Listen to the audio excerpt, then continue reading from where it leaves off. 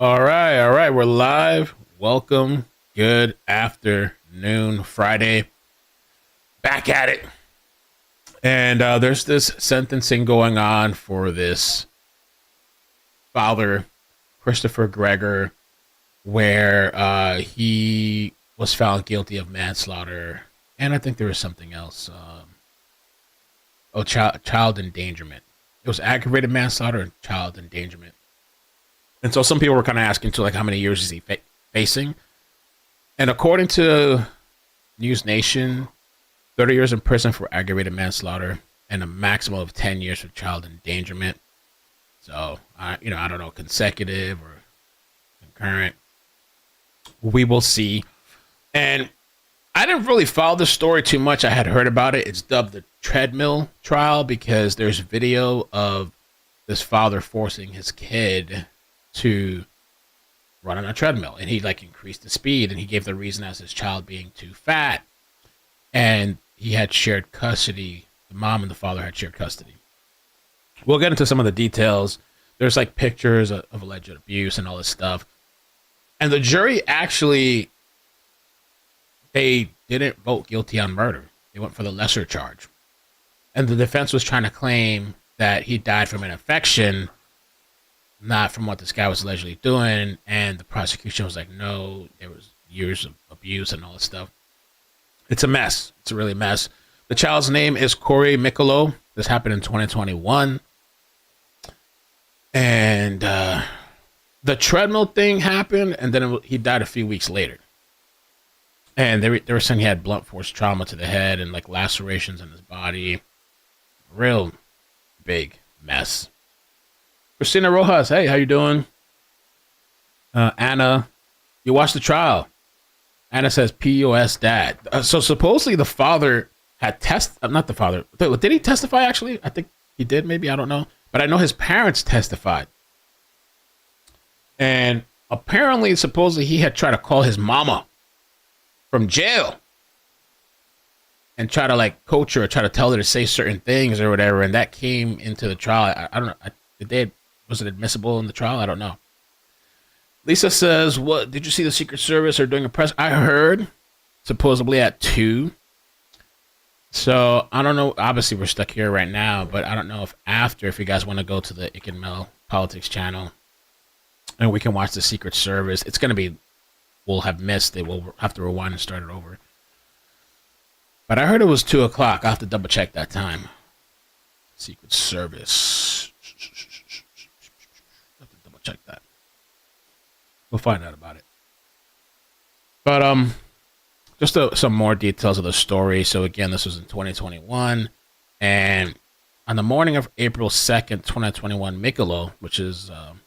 Miccolo dropped Corey off at Gregor's home. So the mother. It would be the last time she saw her son alive. The woman told police that she last heard from Gregor that afternoon when I guess he told her that he was taking Corey to the hospital, but didn't mention which one. The boy complained of nausea, shortness of breath. According to the probable cause affidavit, he suffered seizures soon after arriving at the Southern Ocean Medical Center. He died an hour later. Surveillance video captured nurses and doctors appearing to comfort Gregor as he collapsed in a chair outside of his son's hospital room. But he left. He left his own son 27 minutes before Corey died. Left him in the hospital. Didn't tell the mother what hospital they were going to. He casually gets in his car and drives away without hesitation. So was dad putting on a show and stunt, little circus show? Court Smart's operated by our court clerk, Sue H. Our official court reporter is present. She is the official record. The Court Smart recording is not available for release. I'd ask counsel to please enter their appearances on the record. Good afternoon, Your Honor. Christine Lento, appearing on behalf of the state. Assistant Prosecutor Jamie Schroen for the state. Good afternoon, Ms. Lento. Good afternoon, Ms. Schroen. Good afternoon, Your Honor. Mario Bellucci on behalf of Mr. Gregor, who is seated to my left. Thank you both. Good afternoon, Mr. Gregor. Mr. Gallucci, there is a pre-sentence investigation report in this matter prepared in anticipation of sentencing. Did you have an opportunity to review it with your client? And is it accurate for sentencing? It is, Judge. I have an opportunity to review my client. I actually reviewed it with him in person this week, and it is accurate. There are no corrections to be made to it. Thank you. Mr. Gregor, you have the right to address me regarding your sentencing, sir. You have 45 days from today to appeal the sentence I'm about to impose upon you. If you miss that time frame, you could lose your right to appeal. If you can't afford an attorney on an appeal, one will be appointed for you. Separately, you have 5 years from today to file what's known as a petition for post-conviction relief. Those 5 years are not enlarged or extended by any time spent on appeals. If you miss the 5-year time frame, you could lose your right to petition. And again, if you couldn't afford an attorney on a petition, won't be appointed for you. Those are your appellate rights, sir. Do you understand those? Yes, Your Honor. Thank you. And Mr. Gallucci, at some point today, would you have Mr. Gregor execute an appeal rights form? Absolutely. Should be one in the box right in front of you there. All right, so I'll hear from defense counsel. Mr. Gregor, if he wishes to make a statement. I'll hear from Mr. Gallucci if he has any family members of the defense that wish to be heard, and I'll hear whether the state objects or consents to that. Then I'll hear from the state, and I'll let the state guide me as to what victims would like to be heard. Mr. Gallucci. Your Honor, I just want to start by commending the staff that you have here in Ocean County, from the sheriff's offices to the clerks, all the people that I was involved with over the length of this trial. And even today, they've treated me and my client with the utmost respect and dignity, and they should be commended for that. Thank you for those comments. Thank you. Judge Sereno is here. We have a young lady who overcame many obstacles in her life and is now the mother of a new child.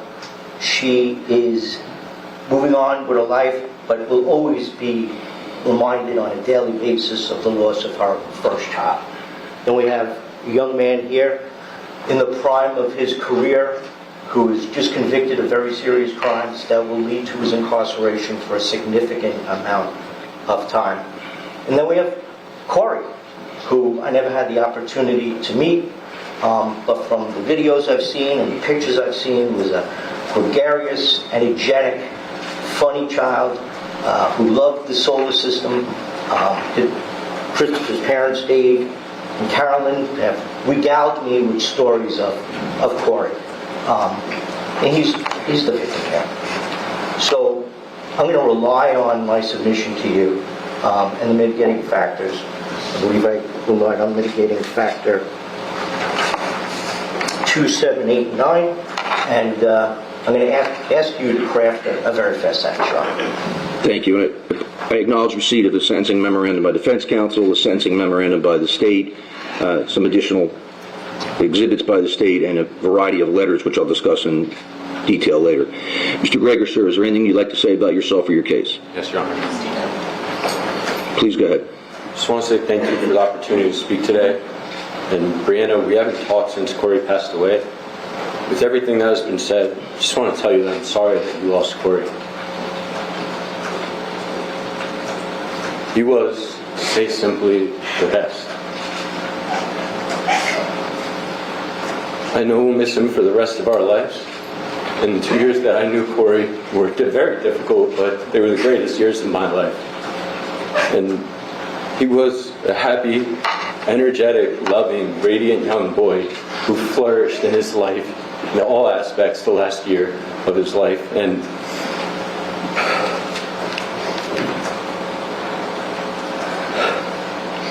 sorry. That will be how I remember him. And Corey, wherever you are, I just want to say that I'm proud of you and everything that you did. The last months of his life, us three, Brianna, Corey, and me, we spent more time together than apart. All those hikes and walks, trips to the beach, time spent playing football and all the other sports, going to Sky Zone, the park, the playground, sledding, and all of that, I saw how much Brianna loved Corey, how much he loved her, and how well we could co-parent together. Those memories and all the good times, they'll be what I remember, and they helped me get through the tough days. And I hope that they can help you too, Brianna. I'm sorry you believe I could have done this to our son, and it pains me to know that you view my actions those months together as ingenuine, that I could have hurt the most important person in my life. What happened on March 20th was inexcusable. To you, Brianna, your family, and mine, I want to apologize that you had to see Corey treated that way. He never deserved it. I understand this single moment will overshadow all of the others, but it's not representative of who I am, who Corey was, and his relationship with me and him. I want to assure you that on April 2nd, I did nothing to cause Corey's passing. I didn't hurt my son. I love him and I still do. I regret not bringing him to the hospital sooner. I didn't know how sick he was. I didn't know. I just thought he was tired. And whether you believe Dr. Bodden or Dr. Andrews' version of the events, the outcome is still the same. Corey is gone.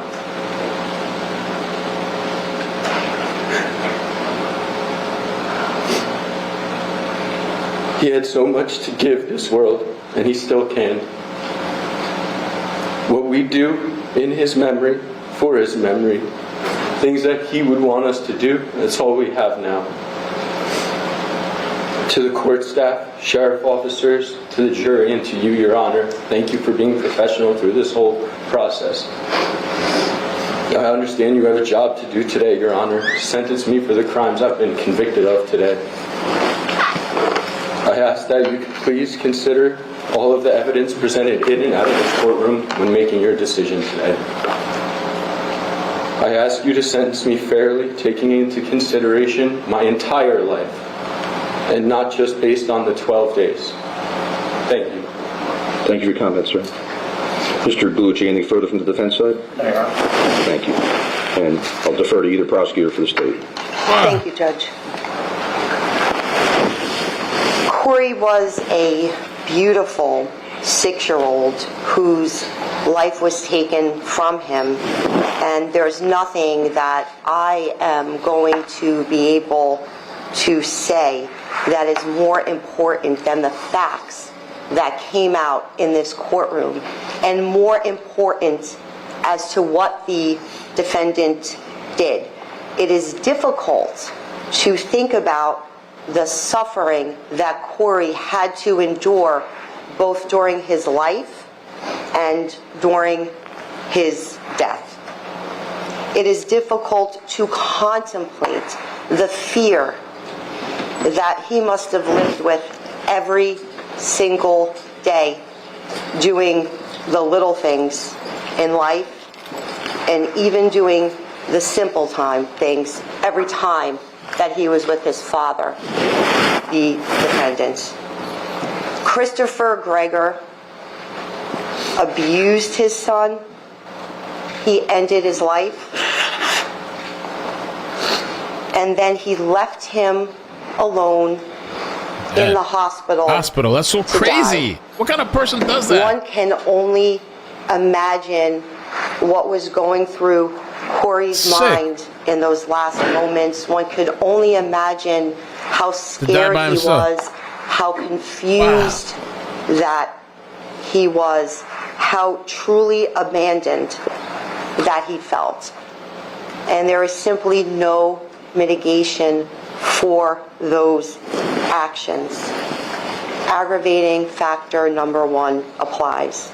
The defendant's actions were cruel and depraved beyond the elements of the offense. In regard to the endangering, Your Honor, Corey didn't merely run on a treadmill and fall. He fell. The defendant bit him on the head, and he fell 5 more times. In regard to the ending of his life, Corey suffered a laceration to his heart, but those were not the only injuries. He also had a lacerated liver and a bruise to his lungs. He suffered multiple injuries. While Corey was at the apartment, he vomited, he defecated, he endured suffering. While Corey was fighting for his life, the defendant took a selfie not even having the decency to put a shirt on Corey, while Corey's body was shutting down. The defendant ordered food. When Corey was going into cardiac arrest, the defendant was more concerned about the date that he had set up for that night. The defendant didn't call 911, he didn't call a doctor, he didn't call an ambulance, he did nothing. And this added to the suffering that that little boy had to undergo. The defendant then throws Corey in the back seat of the car where he is left all alone. When the defendant gets to the hospital, he tells the staff not to contact Corey's mother. While he's on the phone with Corey's mother, he does not tell her where Corey is. Not only did he end Corey's life, but he took away his last moments that he had with his family. And there is no mitigation for that. Corey did not pass surrounded by those he loved, holding his hand, comforting him. He passed alone with strangers.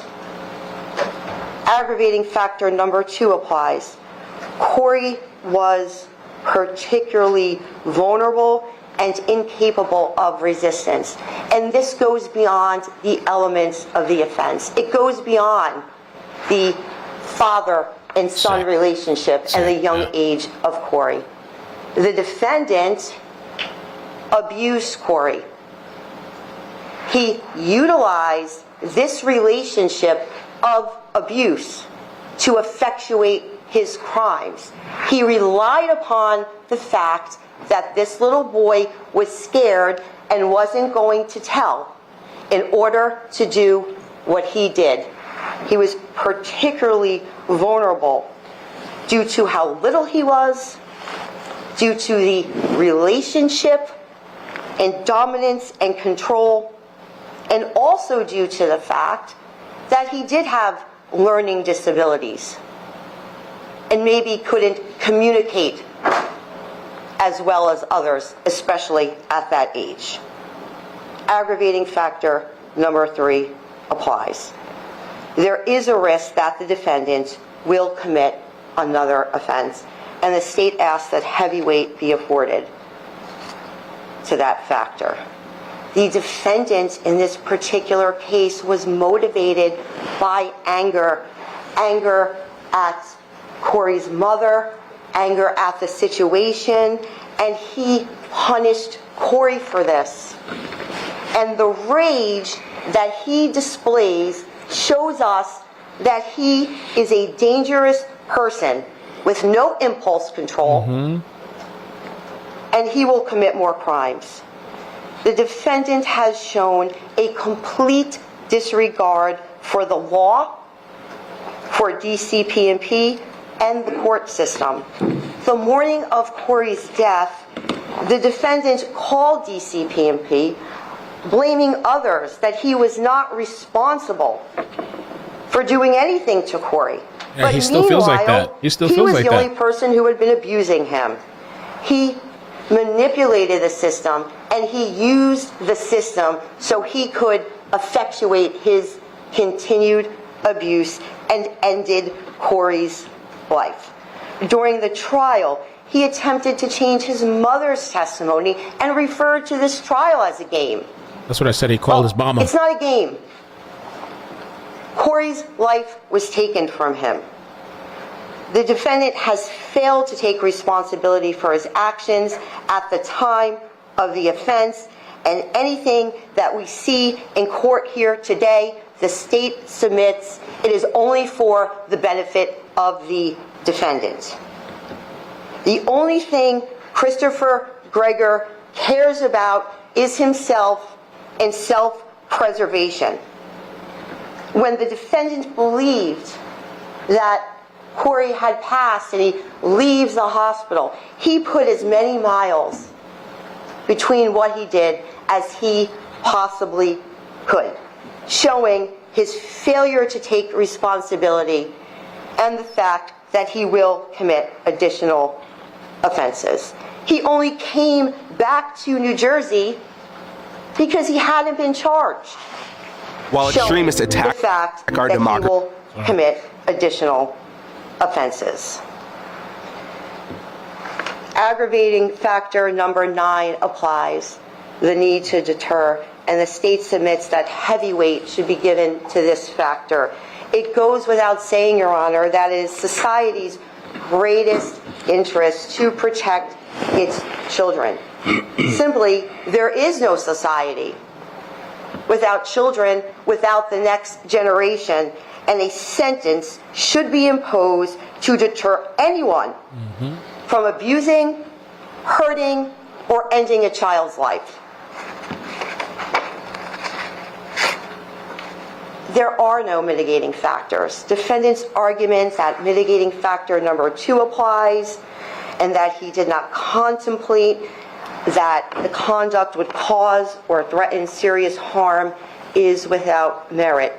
A jury listened to the evidence and concluded that the defendant caused Corey's death while manifesting an extreme indifference to the value of human life.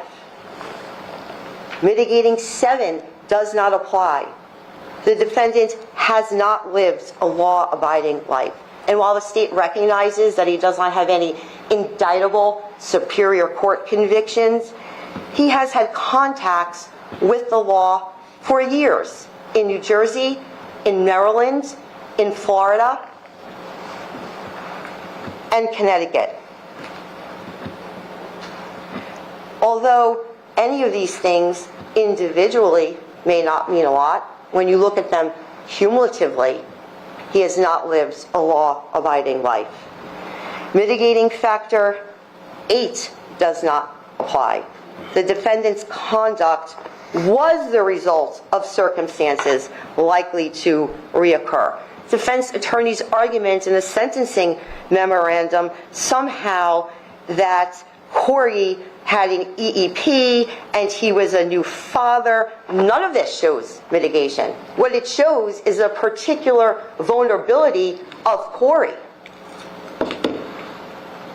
The state has also reviewed some of the letters that were submitted on the defendant's behalf, and the state submits that none of those letters show any type of mitigation. And there just seems to be a lack of concern or a disregard as to the facts that came out during the trial. And based on all of these things, Your Honor, the state is asking for the maximum sentence allowable under the law. I know that the victim's family is present and they would like to address the court. Thank you. Thank you. And where would you like the victim's family to address the court from? It's my understanding, Your Honor, that they are going to proceed up to the witness stand. And I know we've had some people testify at trial, so obviously your full names were provided then, but if you qualify under the Victims' Rights Act, so you don't need to provide your full name. If you'd be more comfortable, you can just provide your first and last initial, but if you are comfortable providing your full name, then you're welcome to do that too. So I'll let you tell me who would like to come up first. Your Honor, I believe that Corey's grandfather would first like to speak, and he would like to actually read a letter from Corey's aunt, if he may approach. Hi, sir. So come on up. The grandfather's coming. It almost sounds like the mother's not coming. The mother, she got a new baby, and she said she wants to move past it, I guess. You provide us with your full name or I don't know your if initials. Sure. We'll see. Vito Michello. Thank you, sir. Thank you. Corey's grandfather. Thank you. My daughter has a letter that my youngest daughter that she is too emotional to read, so I'm going to read it, and it's something that I believe in strongly in her words. Your Honor, I am Corey Michello's aunt. I am writing this victim impact letter and asking that you give Christopher the maximum sentence possible for the following reasons. To start off, I was very involved in Corey's life from the day he was born, as all of us were. Corey's death at the hands of Chris, a person that was supposed to love him, had left a hole in the hearts of all his family, including myself. I can assure you that Corey was always happy and loved child, up until the day Christopher entered his life. I was there the day Corey was dropped off by Christopher for the very first visit.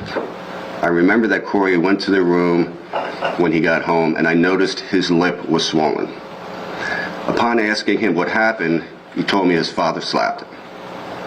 This goes to show Chris's intentions from the very first visit. Chris immediately chose to exert power, control, and violence to establish fear in Corey, instead of showing love, caring, established respect between them. During Christopher's visitations, I was often given the painful job of being the one to give Corey to the DCP&P worker. Many times when he showed up, he would hide in the closet and beg not to go, to the point of having a panic attack. He would tell me how scared he was of his dad and to please not make him go. As much as I wanted to tell him he didn't have to go, I didn't have a choice in the matter. Sadly, this continued for the rest of Corey's life, very short life. This is the painful reality of what Corey and my entire family had to deal with every single time he was forced to see Christopher. I think it's only fair that Christopher has to finally face the consequences of his actions. The jury of his peers found him guilty, and I urge you to make him remain in prison for the maximum amount of time possible under the law. Corey didn't have a choice and wasn't shown any mercy.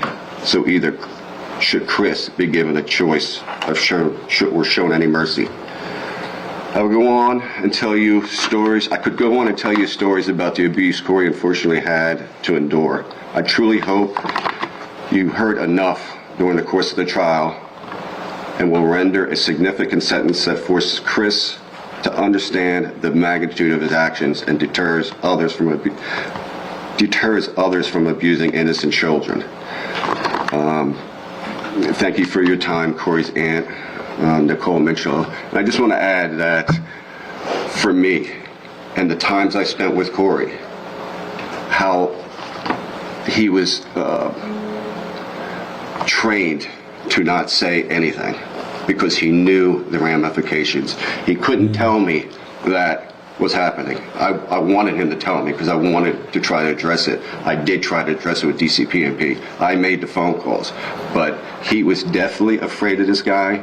And in my short amount of times interacting with Chris, he's definitely got a very bad anger streak in him and a hate streak in him. So like I said, and like she said, please, what he said is not true. He's a very hurtful person. He's very mean. And if he has a chance to do it again, he will do it again. So thank you, sir. Thank you for your comments, sir. Thank you.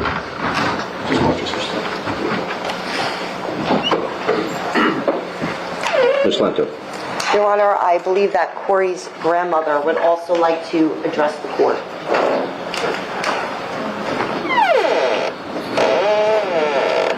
Hi, ma'am. Thank you. Please watch your step.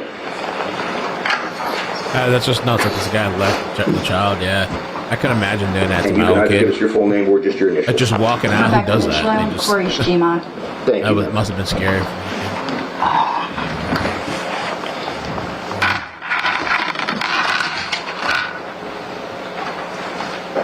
me. Your Honor, I want to start by thanking you for allowing me to address you today. I will not stand here and tell you that I forgive this monster, because I don't, and I will never. You'll never hear those words come out of my mouth. The actions of this man have greatly affected my life, the lives of my 2 daughters, my 2 sons, and my granddaughter. and 19,000 others from around the world, including Corey's teachers and doctors. On April 2nd, 2021, this man lost control and he beat my grandson, and he denied him medical attention for several hours, only taking him to the hospital by car when Corey was within an hour of death, and leaving him to die with only a nurse and hospital staff around him, denying my daughter and myself to be with Corey, and denying Corey the comfort of having people who loved him with him as he took his last breath. This is not a man who should be shown mercy. My daughter slept in my bed many nights since Corey was murdered because she was afraid to be alone. We have nightmares. I see that treadmill video in my nightmares. That video that this monster sat in this courtroom and watched and didn't shed a tear. Not 1 ounce of remorse. He's crying now when he's giving his statement. I'm being treated for several mental health disorders since Corey was murdered. PTSD, nightmare disorder, depression and anxiety. I'm on several medications to get through the day. I can't work. I'm no longer living, Your Honor. I'm existing. Your Honor, this man took advantage of a 16-year-old child when he was 21. He used alcohol and drugs, and Corey was conceived as a result. Corey was the dirty little secret that Chris never wanted anyone to know about. He demanded an abortion. He met Corey when he came home from the hospital. He knew Corey existed, but hid the truth from his family for years. None of the Gregors wanted Corey. David Gregor told me Corey should have been aborted. This man has a long history of alcohol abuse, 2 DUIs, drug abuse, domestic violence resulting in a restraining order, and child abuse that started long before he had visitations with Corey. He abused an ex-girlfriend's son while they were living in the Gregor home in Monroe Township. The DCPMP case was Bro, not only he's talking about the mother, he's saying the biological mother that he gave her drinks and stuff and then got her pregnant or raped her or whatever, and that he knew about the kid but didn't want the kid or whatever and wanted an abortion. Is that what she's saying? Am I getting that right? But now also saying that he supposedly abused a boy? Before he had visitation and a restraining order, and child abuse that started long before he had visitations with Corey. He abused an ex-girlfriend's son while they were living in the Gregor home in Monroe Township. The DCPMP case was closed after the girl moved out of state. The system failed Corey, but Chris Gregor and his family also failed Corey. This man has never had to answer for any bad behavior. It seems it always went away somehow. Your Honor, my life will never be the same. Corey was wanted, loved, and doted upon by my family. We enjoyed watching and helping Brianna raise him. I have difficulty going into a store and seeing little boy clothes and toys that Corey would have loved. In September, when everyone is preparing their kids to go back to school, I wonder what backpack or shoes Corey would have chosen. I can't go to my nephew's house or my great-nephew's birthday parties because seeing them makes me sad. Corey should be at those parties. I find myself looking at kids who are the age Corey would have been, and I wonder what Corey would look like now. I cry several times a day. My physical appearance has changed. My health has declined. I've aged. I'm angry, sad, bitter, and mostly I'm broken. This man has shown no remorse as he sat through the trial. I watched every second, and he didn't shed a tear for Corey. He's had discussions with fellow inmates about wanting Brianna to be killed. I'm sure he doesn't think we heard about that, but with social media, things do get out. This is not a man who can be rehabilitated. My family lives in fear, wondering if he will attempt to have my daughter killed, because we all know what he's capable of. My granddaughter visits her brother's grave. and sits on the ground and plays with toys left there for Corey by strangers from all over the world. This makes me so sad. Watching Brianna watch her daughter play at Corey's resting place. And Corey wanted a baby sister so bad, and now she's here, but he's not. And Chris Gregor is the reason he isn't here. I often wonder what or how we will explain to my granddaughter that Corey isn't here. Do we tell her his father killed him, so then she can wonder if that's what daddies do? Your Honor, Corey also wanted a father, but instead he got this monster who ridiculed him, deprived him of food, love, compassion, and beat him and abused him daily until his final beating on April 2nd, 2021. Your Honor, Corey knew he was going to die. On the Sunday prior to Corey's death, just 5 days before his death, Corey was at my house and preparing to take a bath. When he undressed, he was covered in bruises in various stages of healing. One stuck out because it was very large, and it was on the left side of his chest. I had to turn away so Corey didn't see the tears in my eyes. Once Corey was dressed, we sat in my bed. Corey looked at me and he said, "Hey, Gima, does God see what my daddy does to me?" I told him God sees everything. His voice got very low. He said, "Why doesn't he help me?" My heart was breaking as I told him that God was helping someone else who needed him more right now. Corey then asked why his daddy wasn't going to hell. And I replied, "He will someday." That same Sunday, Corey was outside writing with chalk on the sidewalk. Later in the day, Brianna and I noticed that Corey had written, "I died," near our front door. Corey's curiosity about God, heaven, and death grew prior to his death. On April 2nd, when Corey was getting ready to go back to Chris Gregor's house, I told him, "Take my cell phone and hide it and call when, not if, when his dad beats him." He said, "Gima, I can't." I told him to run to a neighbor, to which he replied,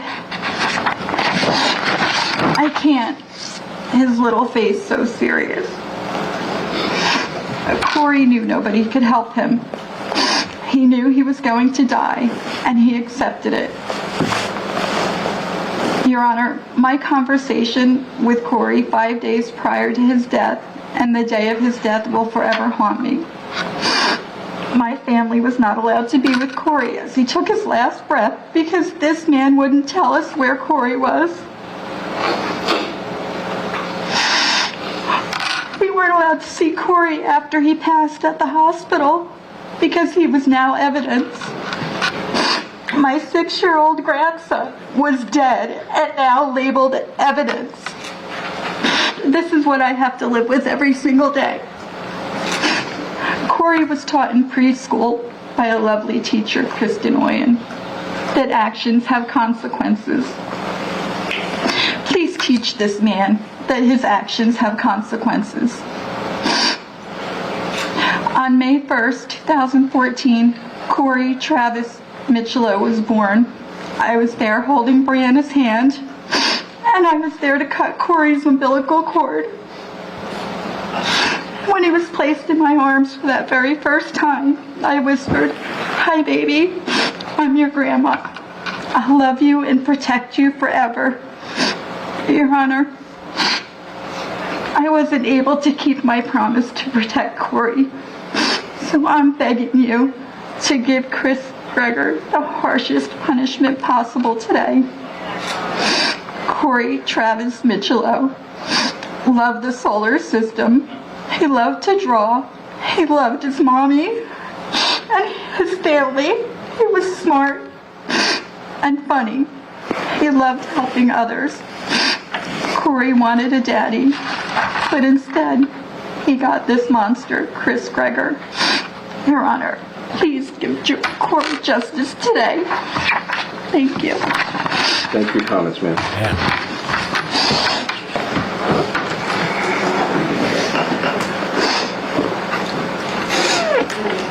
I don't know why the jury. Thank you, Judge. I believe that Corey's mother would also like to address the court. Oh, okay. I thought she didn't come.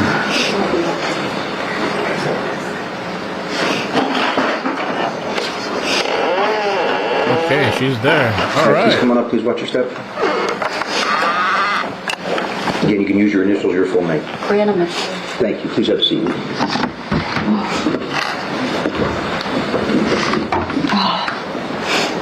Your Honor, my name is Brianna Mitchell, and I appear before you today not only as a grieving mother, but also an advocate for justice. On behalf of my son, Corey, I stand here before you to plead for justice that Corey rightfully deserves, and to press for the maximum sentence of Christopher Gregor, whose actions have inflicted irreparable harm in our lives. For you to fully understand the gravity of the situation, I will flash back to the July of 2013. This day marks the beginning of a traumatic journey defined by manipulation, abuse, and ultimately an unspeakable loss. At 16, I first met the defendant, who was 21 at the time. He proceeded to feed me drugs, alcohol, and took complete advantage of me, which led to the conception of Corey. From day one of my pregnancy, I knew I would keep Corey regardless of the way he was conceived. Corey didn't ask to be brought into this world, and I knew I owed it to him to bring him into this world with unconditional love. Corey was and still is my life, my world, and my everything. I would also like to speak about my past, which I am not 100% proud of. You heard a lot about it throughout the trial, and so did a lot of the world. It was very upsetting for that to come out because I've worked extremely hard for many years to be where I am today. I admit I abused drugs, but during the trial it was made out that for some reason my son deserved to be killed because his mom was a drug addict. That is absolutely disgusting. I stand here today clean and sober, and I know Corey would be so proud of me. Unfortunately, my son is no longer here to tell his story, so I'm here to be his voice and tell his story along with all the others sitting in the gallery who have continued to stand by me. Not once have you seen the defendant shed a tear for Corey in the last 3.5 years since he killed him, and today was fake. I don't believe a word he said, and I don't accept any apologies. He has no remorse for any of the actions he committed, and his only remorse, like you saw today, was for himself because he got caught and convicted. Another reason I could think of is, everything he had done to Corey was done out of spite towards me.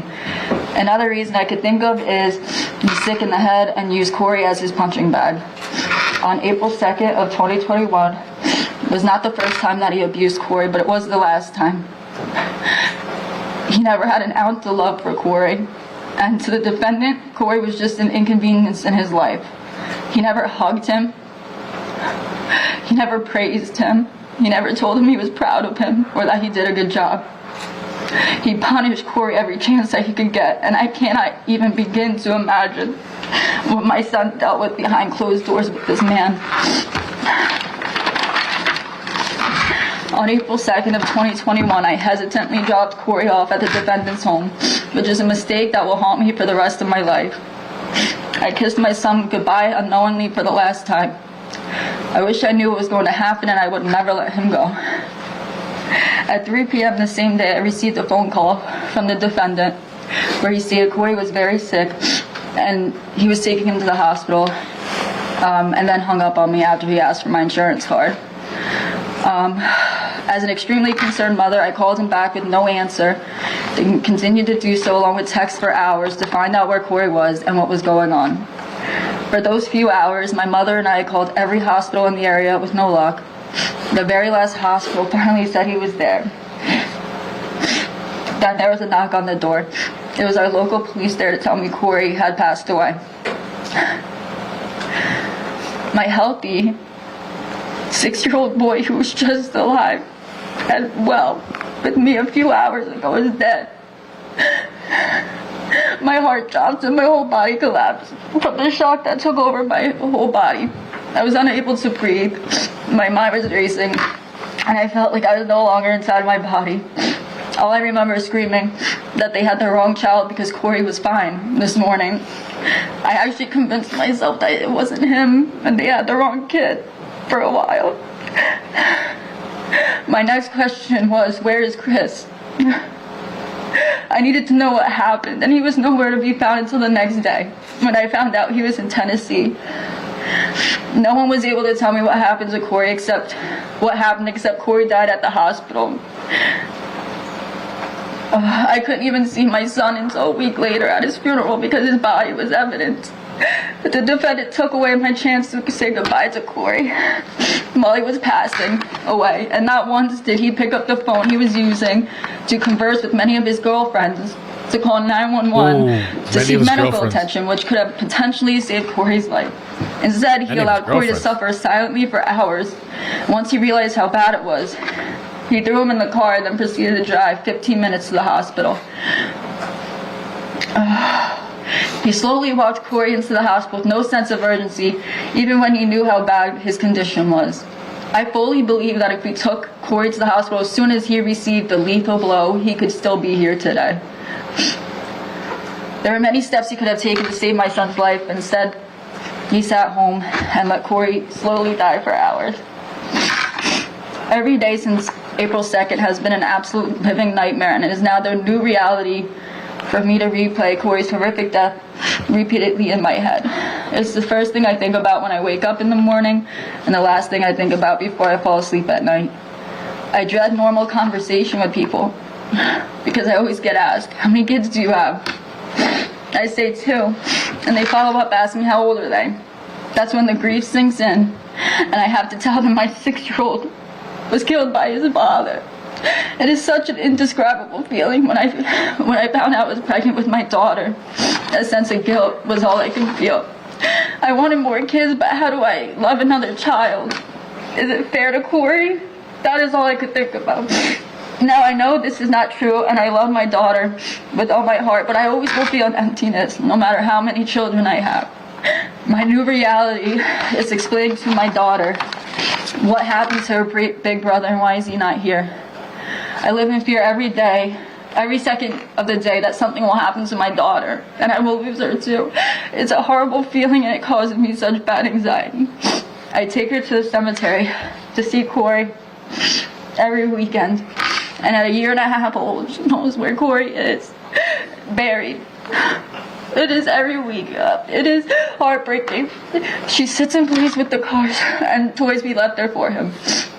I live in a nightmare, and I would never wish this feeling or how I must live on my worst enemy.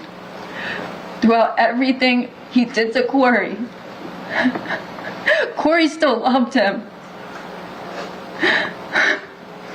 He looked up to you, and he still wanted to be, I'm sorry. And he still wanted him to be like a real father who treated him like a son. Instead of being a good role model for Corey, he decided to beat him to death. Why? Were you jealous of him? Did you hate me so much that you took it out on Corey? Were you abused as a child? Ooh. Not that that's a good excuse, because you could have overcome it and became the protector he needed as a child, but instead you became a killer. There was no amount of love in his actions, and only a disturbing amount of hate. It seems like he hated Corey simply because I loved him, and he felt deprived of that love. He couldn't even control himself for long, because after the first visit with my son, he started abusing him. My son didn't even know him, and he was beating him. He was abusing him from the first time.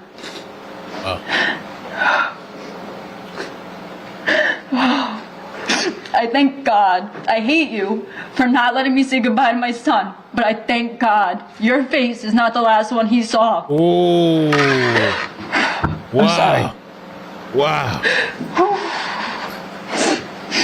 What this monster did was pathetic, disgusting, and I wish him nothing but the worst. One could only hope that karma comes to him quickly. After all he's done, you would hope he'd admit what he's done, but no. Instead of grieving, I had to fight for justice for 3 long years. Go to trial just to relive everything. I had to see that video that I never wanted to see. I didn't have to see it until 2 weeks before this trial. I went 3 years without seeing it. Oh, I'm sorry.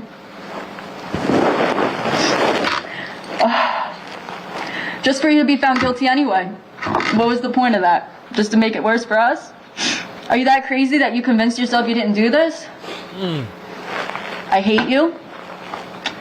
I will never forgive you. Oh! And Wow. I'm gonna skip that one. You have stolen my full potential at happiness. And I will never have my son back. My family will never feel whole again. My daughter will never get to meet her brother. And my boyfriend will never get to be the father that the defendant should have been to our son. He took my whole world away from me. He has shown and proven to be that special kind of dirtbag he claimed I was. Your Honor, all this monster had to do was say he did not want to be a father. No one would have made him. I would have happily continued to raise my son alone with the help of my family. He had many opportunities not to do this to him. He is in this current situation due to his own actions, and every day he will have to live with this. He deserves nothing less than to experience the pain, suffering, and isolation that he inflicted on Corey. I hope that every moment he spends in prison is haunted by the torment of knowing he killed my child. I fear when Christopher Gregor gets out of jail, whenever that is, he will come after my family and I again. I fear for our lives. His twisted mind truly thinks that I caused all this and that he's in jail because of me, even though he's here because he killed him. I truly believe if he ever gets out and gets the opportunity, he will kill me. Wow. Your Honor, Corey should be going into 5th grade in September, hanging out with his friends, playing sports and enjoying his life. Instead, he will never experience finding his first girlfriend, graduating high school, falling in love, driving a car, getting married, or having kids. Christopher robbed him of his entire future, and Corey could have easily lived until he was 80 years old. He stole over 70 years from Corey and thousands of memories we could have made. I will never see my son again. I miss him and I love him so much. There are countless reasons Christopher deserves the maximum sentence. He rejected what I considered a generous plea deal, which shows how selfish and ignorant he is as a person. I beg you to not allow this injustice to continue, and he must face the full consequences of his actions. Thank you for allowing me to speak, Your Honor. Thank you for your comments, ma'am.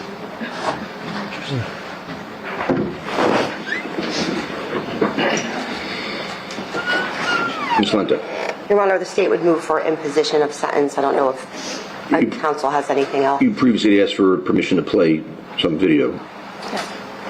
You wish to do that? Mr. Gallucci, do you have something else? Yeah, Your Honor, Mr. Gregor, if you would allow it, at this point, would like to address the court. What's the state's position? Your Honor, we would defer to the court. So I offered you that opportunity earlier, and I don't want this to become, I was about to ask Ms. Michelot to address her comments to me, but I don't want this to become an attack by one family on the other. I'd be happy to hear comments directed towards character issues or the sentence to be imposed, not to refute topics that are outside the scope of this trial.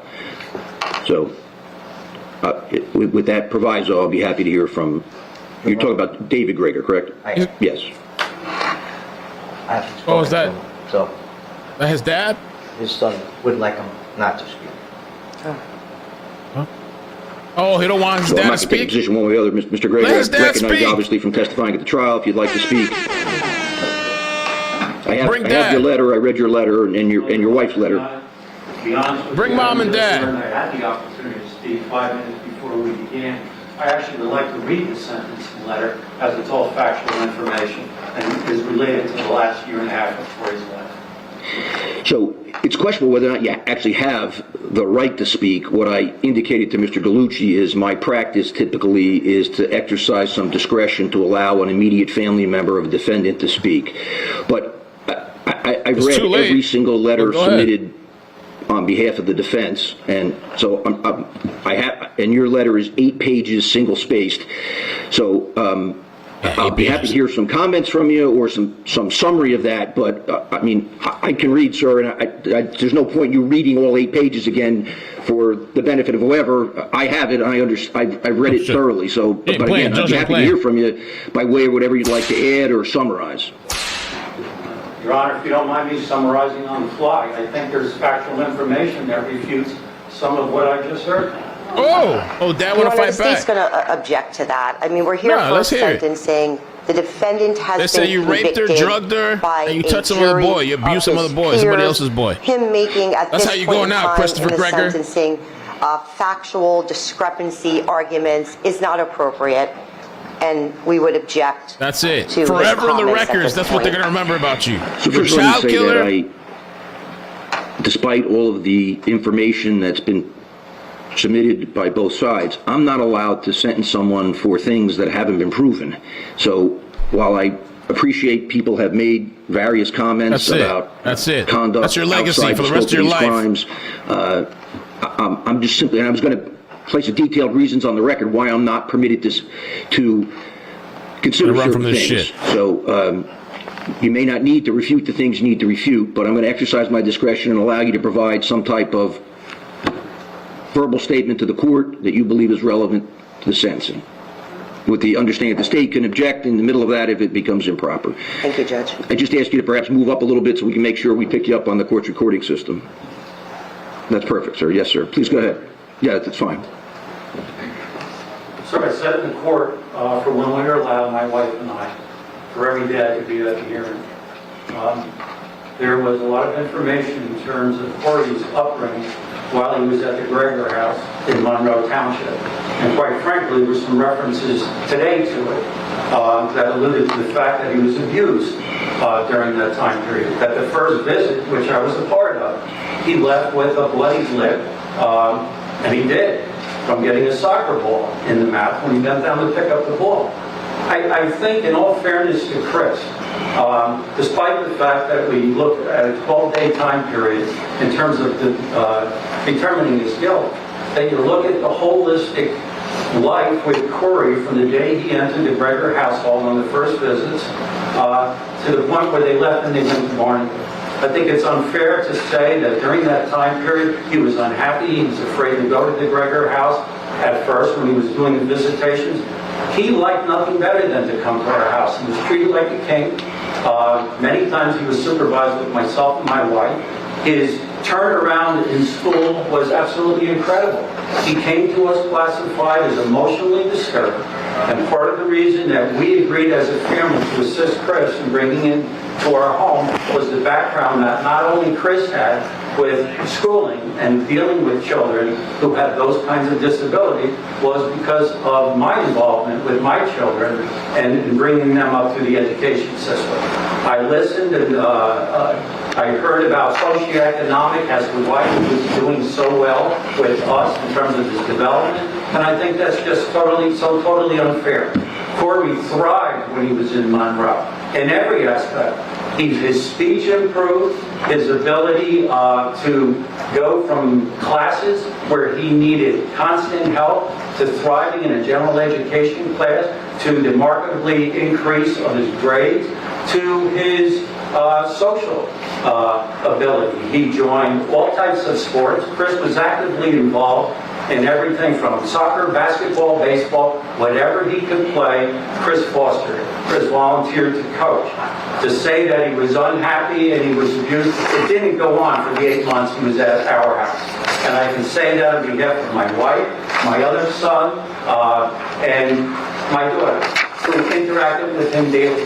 when I hear stories about how he was afraid to come to the house and talk about certain things that Chris did. There are many things he shared with me that I'm sure you don't want to hear in terms of his treatment beyond our house. It's in my letter, and I know you've read it. I also know that you have access to DCP&P reports. There's a lot of factual information that didn't come out in the trial, and it's a shame. I know you considered, and the judge, the jury considered only the evidence that was presented. The problem is all this information went out through the media, and only one side went out. You've noticed since day one that my family and I sat back and said nothing. There's much we could say to counter what was being presented here and what was being presented in terms of attacking us on social media. There's so much more to say. I trust that you've read the 8-page letter. I had only hoped that the information in there, and it's all factual information, it's all backed up by going to a police report, a DCP&P report, statements on the telephone. Everything that I said, there's a piece to back it up. It's evidence. It's not my opinion. It actually happened. The problem is those 8 pages are not read to anyone else.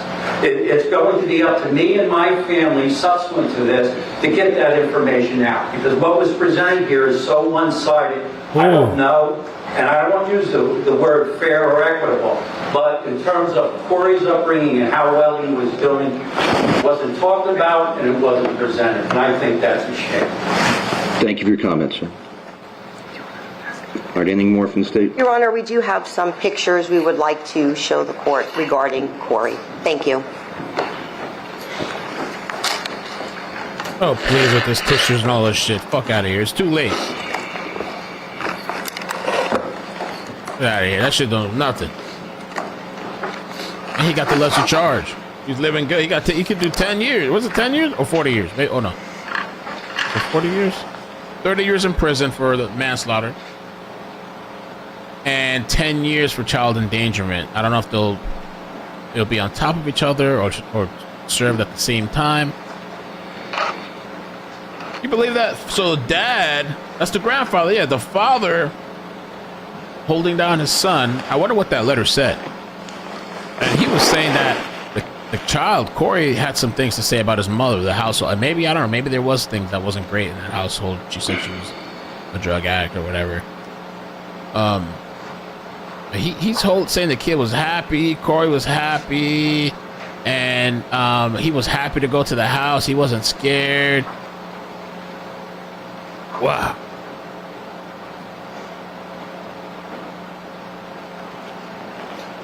I mean, still, he's holding his own son down on TV, national TV. And you know what else? To me, he kind of implied that, like, you guys didn't want to listen to this. It's one-sided. Okay, I feel like he's going to put it out.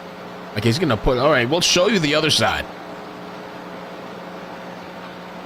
So Chris is 32 years old, Christopher, I think. So if he gets the full time, let's say 30 plus 40. Ooh, what are we looking at?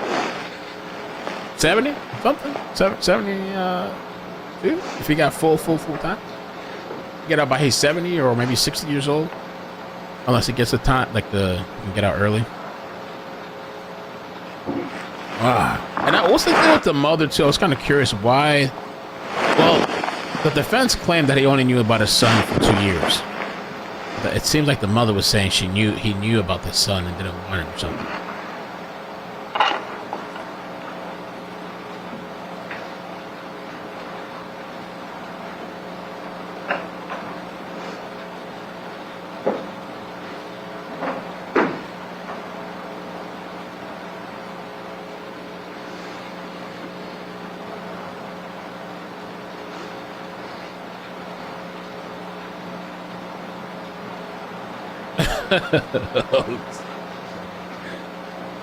Well, the family did say that.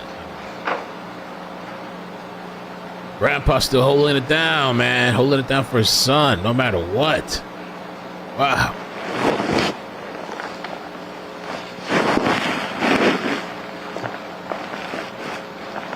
Crazy. So we'll see. I'm curious to see what kind of length he's gonna get.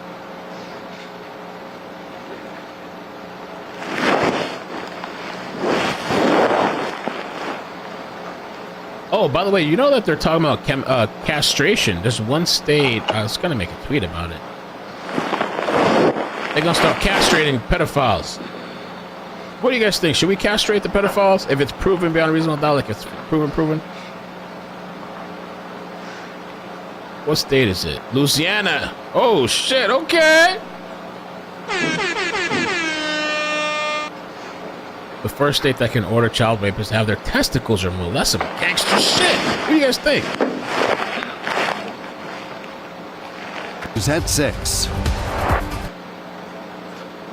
Should they cut these people's balls off?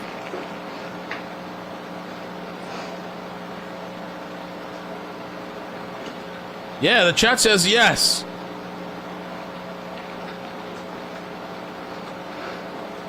It's Louisiana, yeah. My home state. I was born there. Wow. I agree, Allison. Thank you, Your Honor. This case is about Corey, and the state would move for imposition of sentence.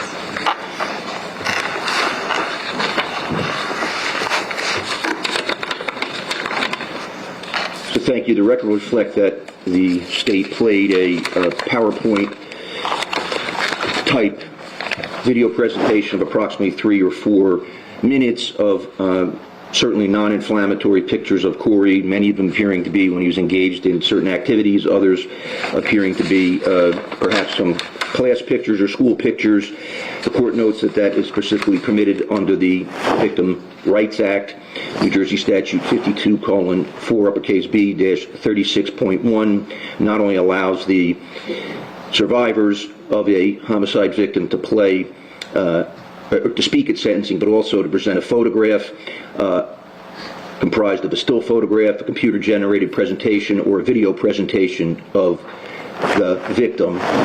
And even there was no objection, I wanted to place on the record that that is what's occurred, and the pictures were all thoughtful presentations of Corey as a boy up to approximately 6 years of age. I'm going to make a series of findings and review some facts. I appreciate you had your client stand. When I get to pronouncing sentence, I'll ask him to stand again. So first, there's a pre-sentence report prepared in this matter which the court's required to consider. It confirms that defendant was found guilty by a jury verdict on May 31, 2024 of counts 1 and 2 in indictment 22-07-1332, count 1 being endangering the welfare of a child, a second-degree crime for events occurring on March 20, 2021, and count 2, the lesser-included offense of aggravated manslaughter, a first-degree crime for events occurring on April 2nd, 2021. Defendant is now 32 years of age.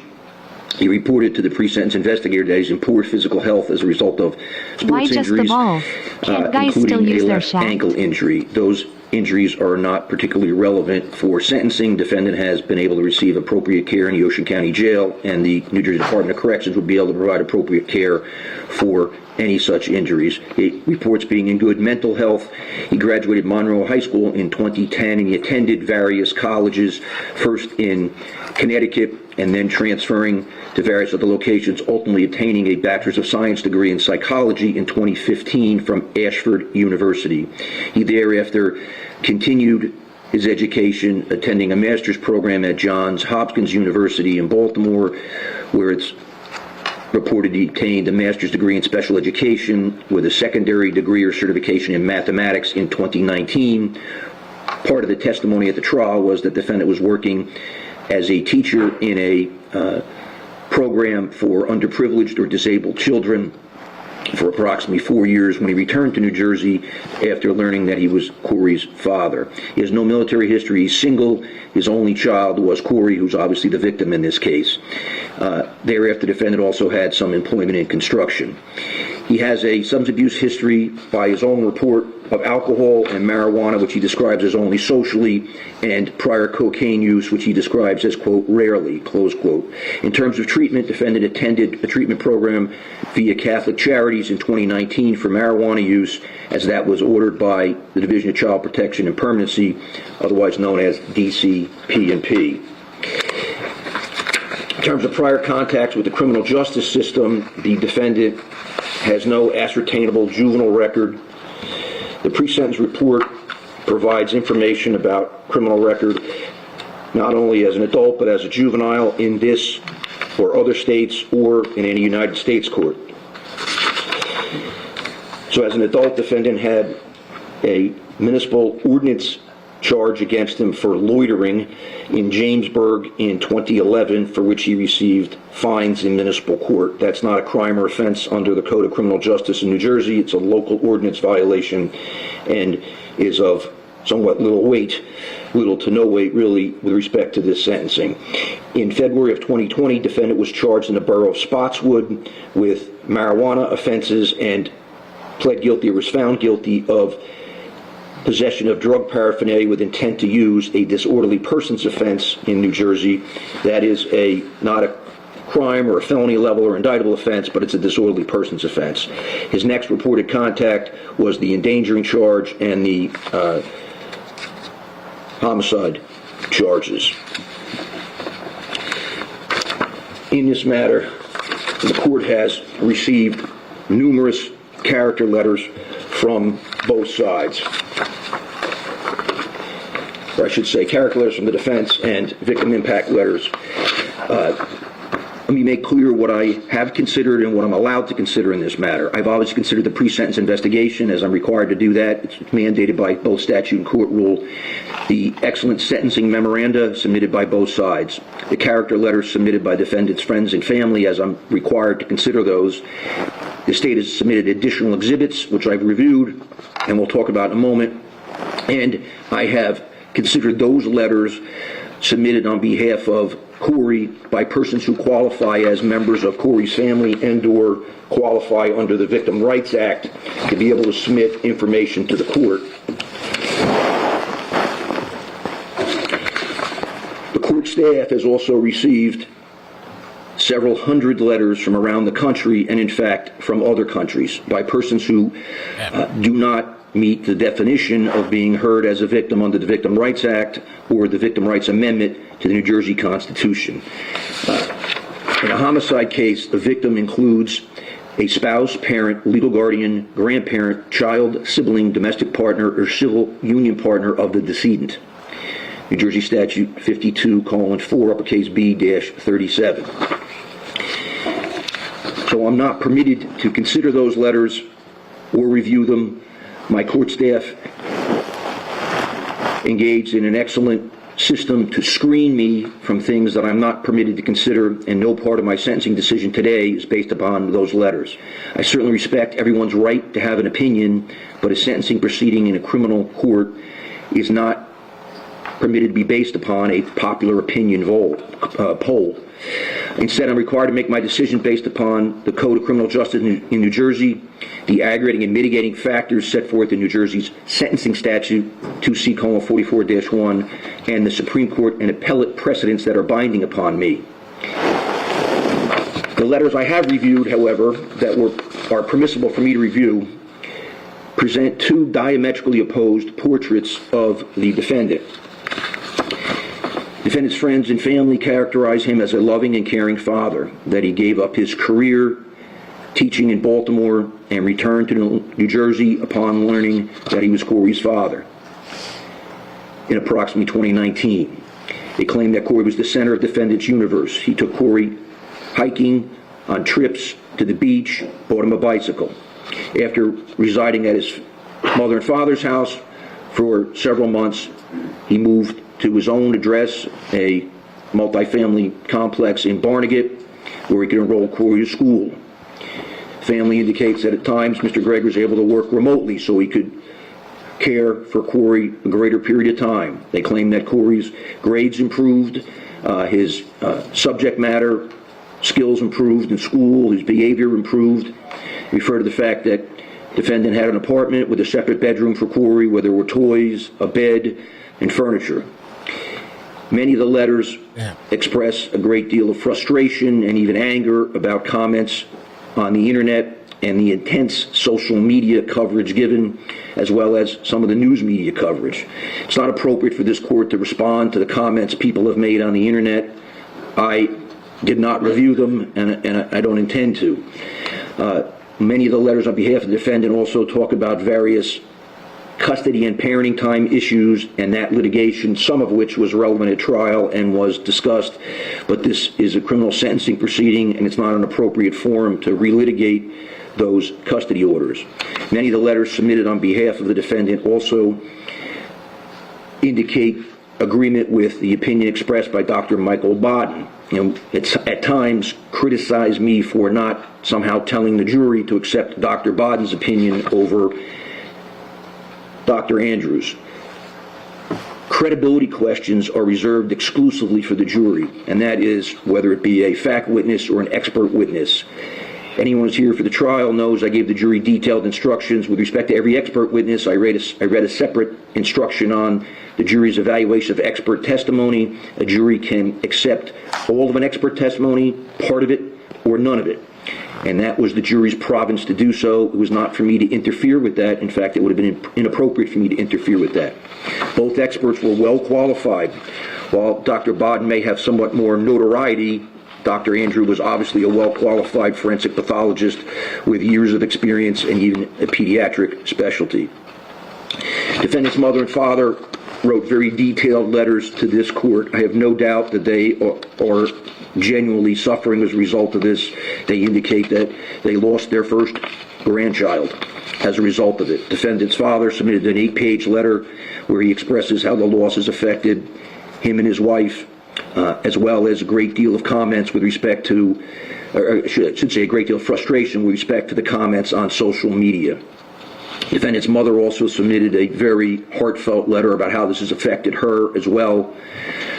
Defendant's other family members and many friends submitted letters attesting to his character. There were 14 letters on behalf of family members, 23 letters on behalf of friends. I've considered them to the extent they're appropriate. However, one thing is important to address. Many of the letters submitted on behalf of the defendant tried to portray the treadmill incident in a certain way. They indicate that defendant Christopher Gregor was a driven athlete, that he learned as a child, if you fall, you get back up. And they tried to portray the treadmill incident as simply that. If you fall, you get back up. That is an unreasonable and inaccurate portrayal of what we all saw on the treadmill incident.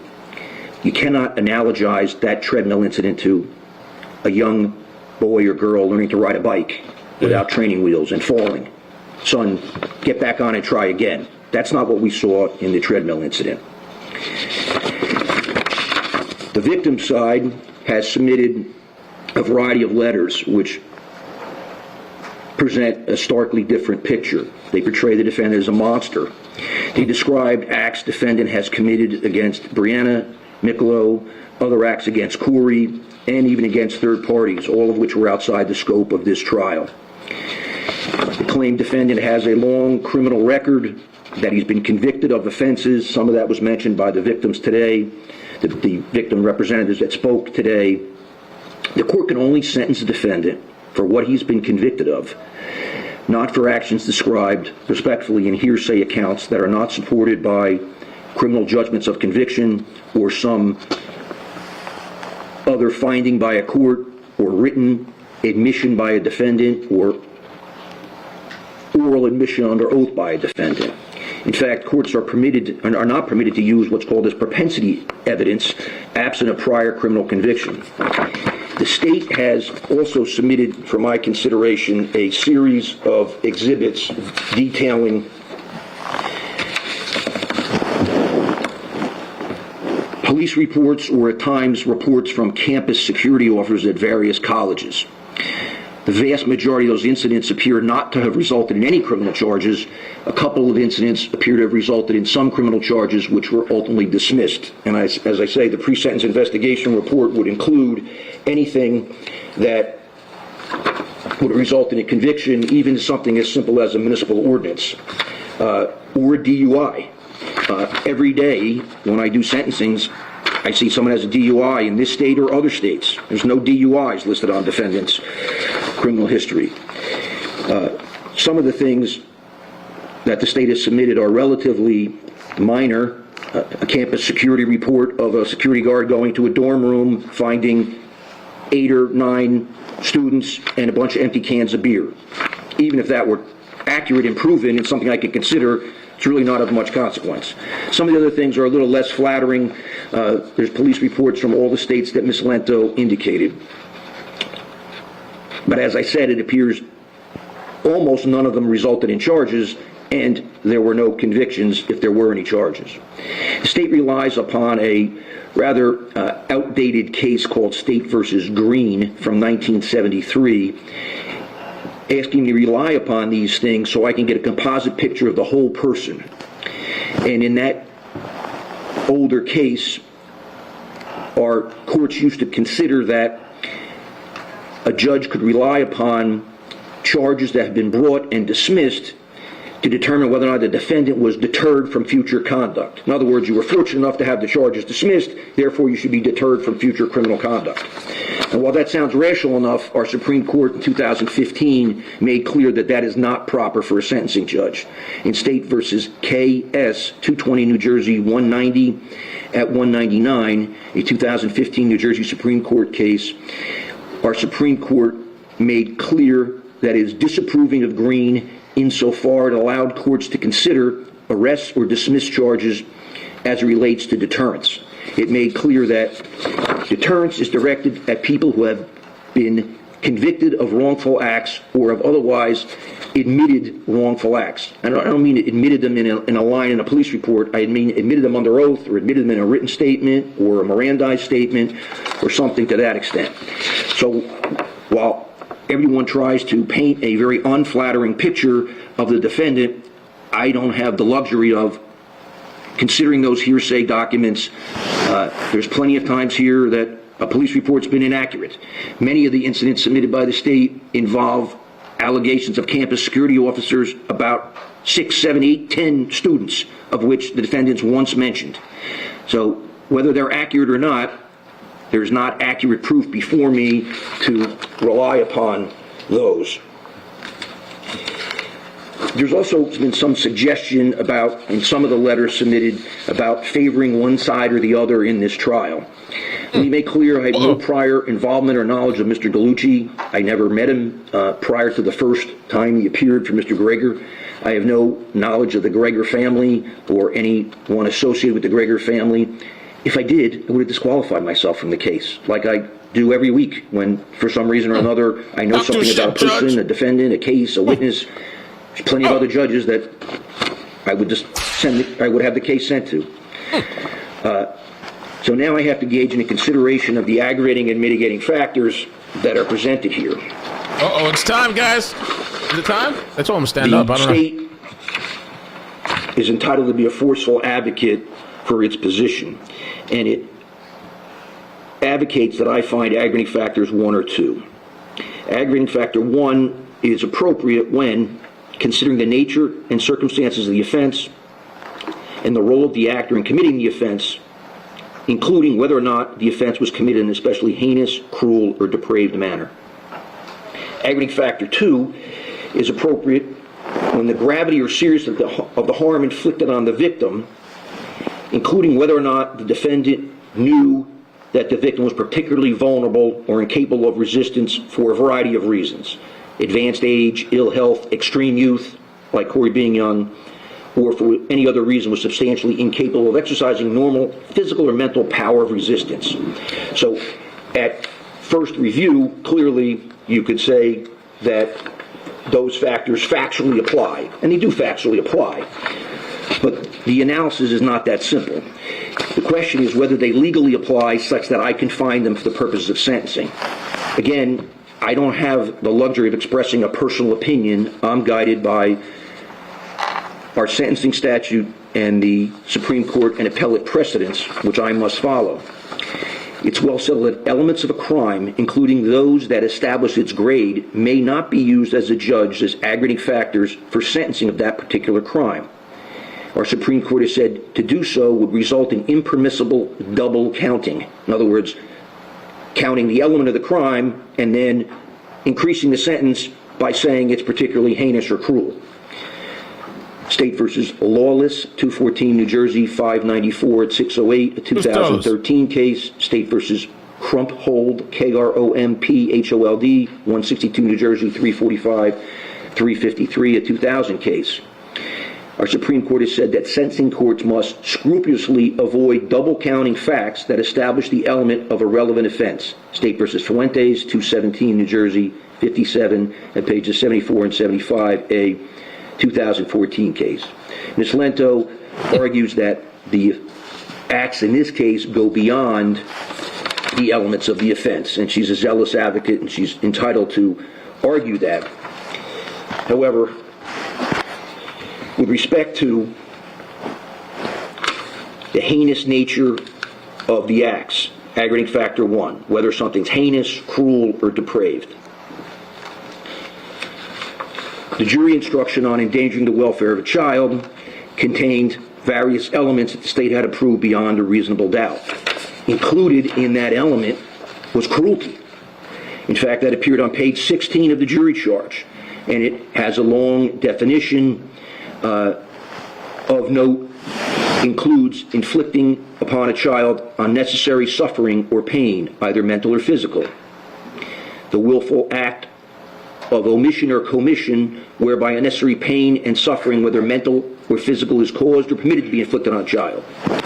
Or exposing a child to unnecessary hardship, fatigue, mental or physical strains that tend to injure the health or physical or moral well-being of the child.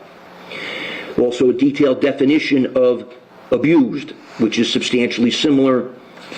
I read these in detail to the jury at trial. I don't need to read them now, but despite the zealous arguments by the state, that cruel, heinous act is an element of endangering the welfare of a child.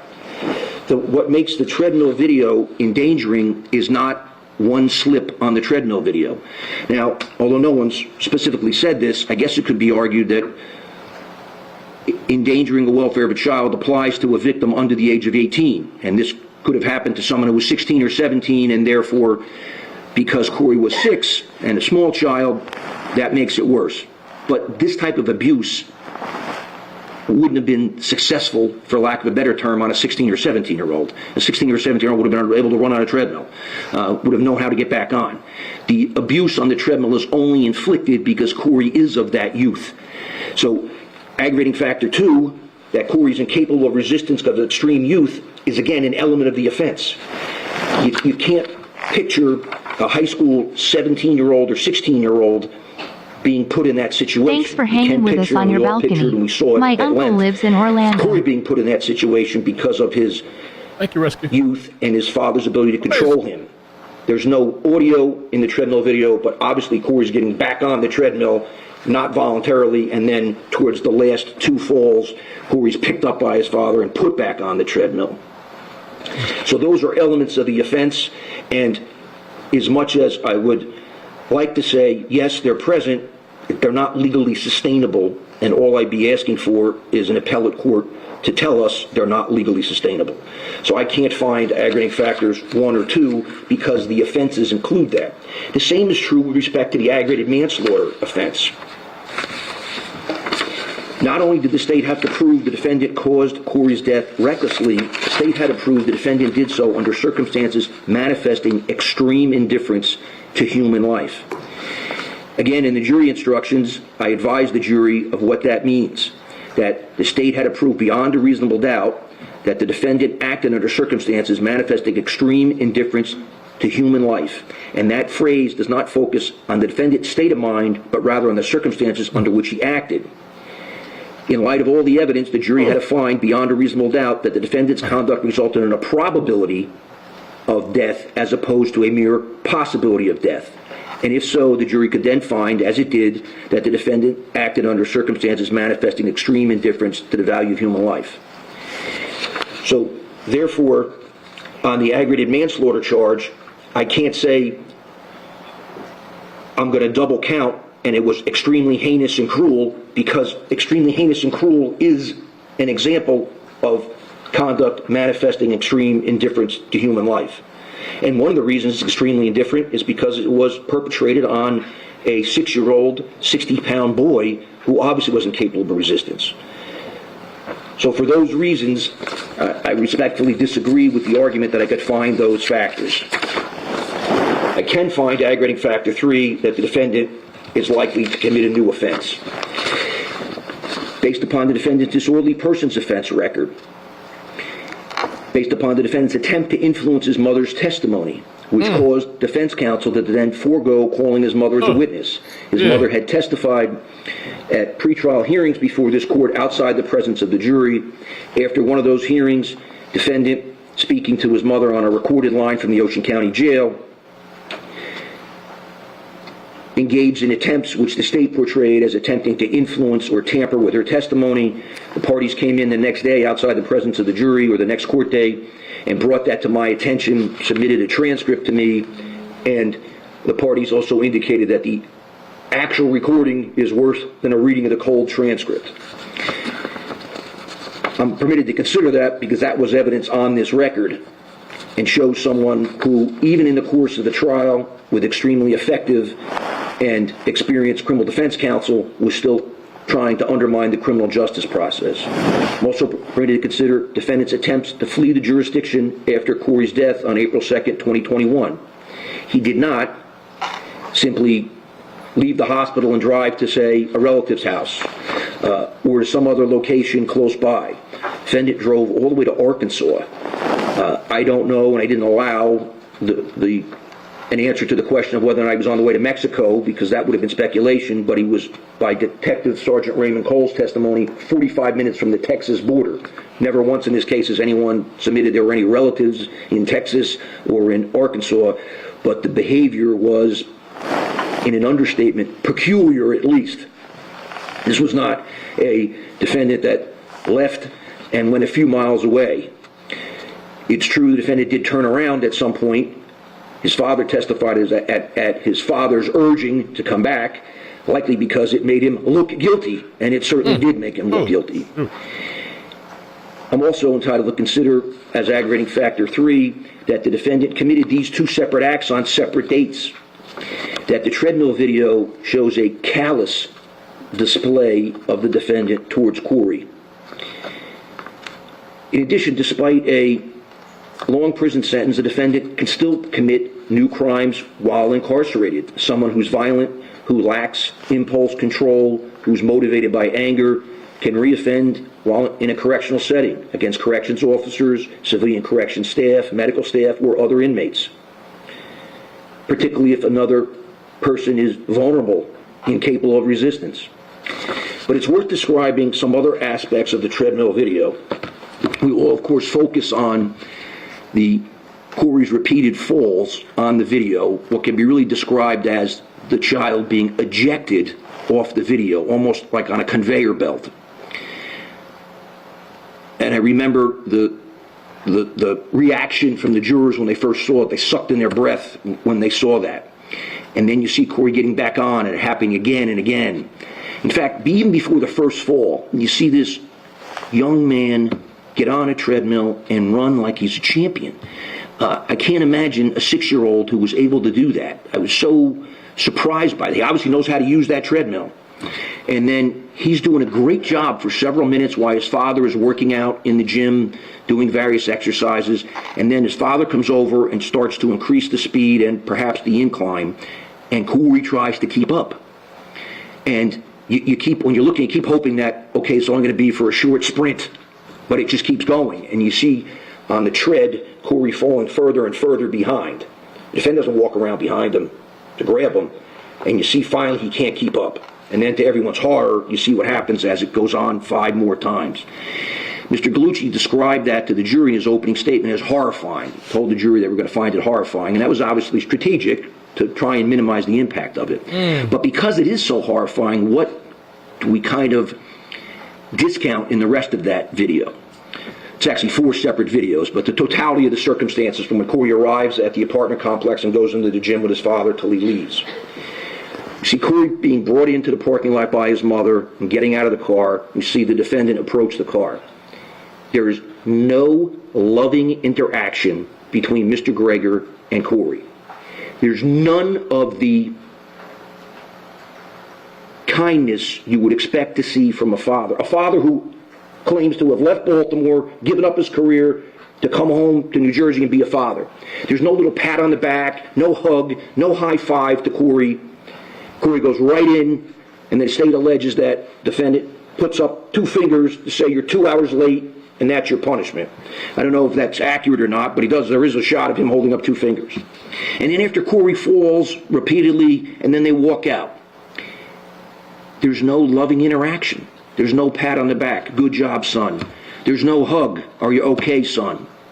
There's nothing. In fact, the defendant walks out, and Corey is trailing behind him, having to grab the door himself.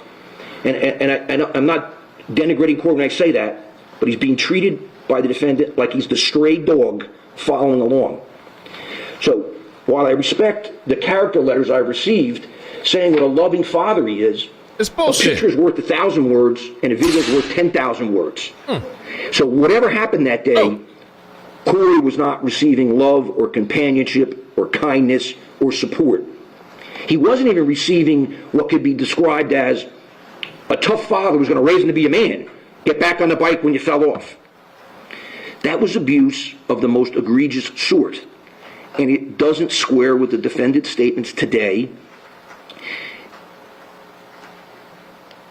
Now, to say that, however, I'm not suggesting that Corey was mistreated at his grandparents' home in Monroe. There's nothing to indicate to me that what happened at his grandparents' home was anything other than appropriate. His mother and father testified, both the mother outside the presence of the jury, the father inside the presence of the jury. Although I don't want to get into all the social media attention, I would say that both sides, Corey's mom's side and defendant's parents, have a right to closure in this matter, and this venom back and forth should not be directed by either side. The individual responsible for Corey's death and for Corey's endangerment stands before the court today in a green and white jumpsuit, and the focus should be on him. Based upon all that, I find aggravating factor 3 is present, and I give it moderate weight. I say moderate weight because of the lack of a serious record. But let's talk about that record for a minute. The pre-sentence report confirms that this marijuana offense, again, it's not an egregious offense. In fact, the under 50 grams is no longer a crime or offense in New Jersey. The drug paraphernalia, which the defendant pled guilty to, is a disorderly person's offense still in New Jersey, so I'm allowed to consider it. It has a February 2020 date of violation, and just a week or so later, the imposition of a fine.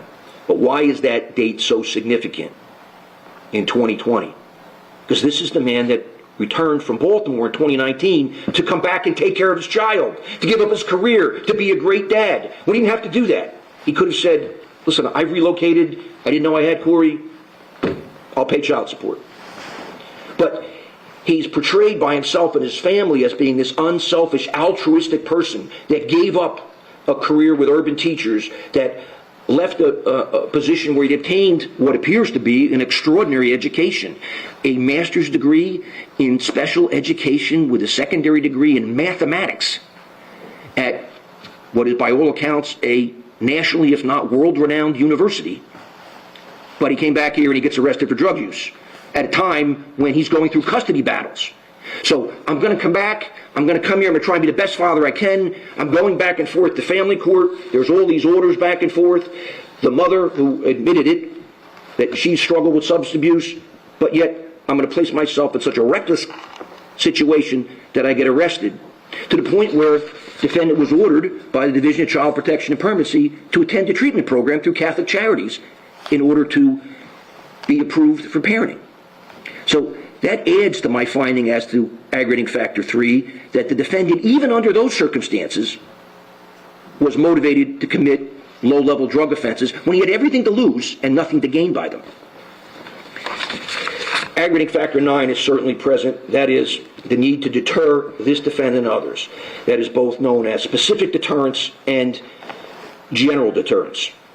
While I've not found aggravating factors 1 or 2 for the reasons I stated, it is clear that the offenses in this matter involve cruelty. Cruelty to this particularly young child of tender years who was incapable of resistance.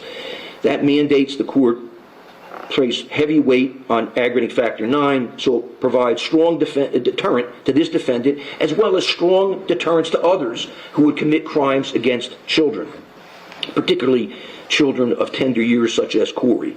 Defendant's a big, strong individual. His family has repeatedly talked about his athletic prowess. He was not only a high school but a college football player. The pre-sentence report details his height and weight. 6'1", 220. Corey's a little boy. Was a little boy. And he deserved protection from his father, not abuse from his father. Mr. Gallucci has been a zealous advocate, and he has both in writing and orally argued for a series of mitigating factors. Mitigating factor 2 can be present when a defendant did not contemplate that his conduct would cause or threaten serious harm. While I respect defense counsel's position, everything you see on that treadmill contemplates at least the threat of serious harm. In fact, it's almost difficult to accept the medical testimony that the treadmill did not cause serious injuries. Dr. Andrew, I believe even Dr. Bodden, testified there were some abrasions, some bruising, but Corey did not sustain serious harm from that. But any reasonable, objective person watching that video would certainly say it threatened serious harm, particularly for such a small child. It would threaten serious harm for an adult to be on a treadmill and not be able to keep up, and then to try and jump back on. And I don't think the 6-year-old was jumping back on his own initiative. He was doing it because he was scared, he was being told to, and he was following his father's directives. So there's no basis to find that mitigating factor 2 exists. Mitigating factor 7 has been argued that a defendant has no prior history of delinquency or criminal activity or has led a law-abiding life for a substantial period of time.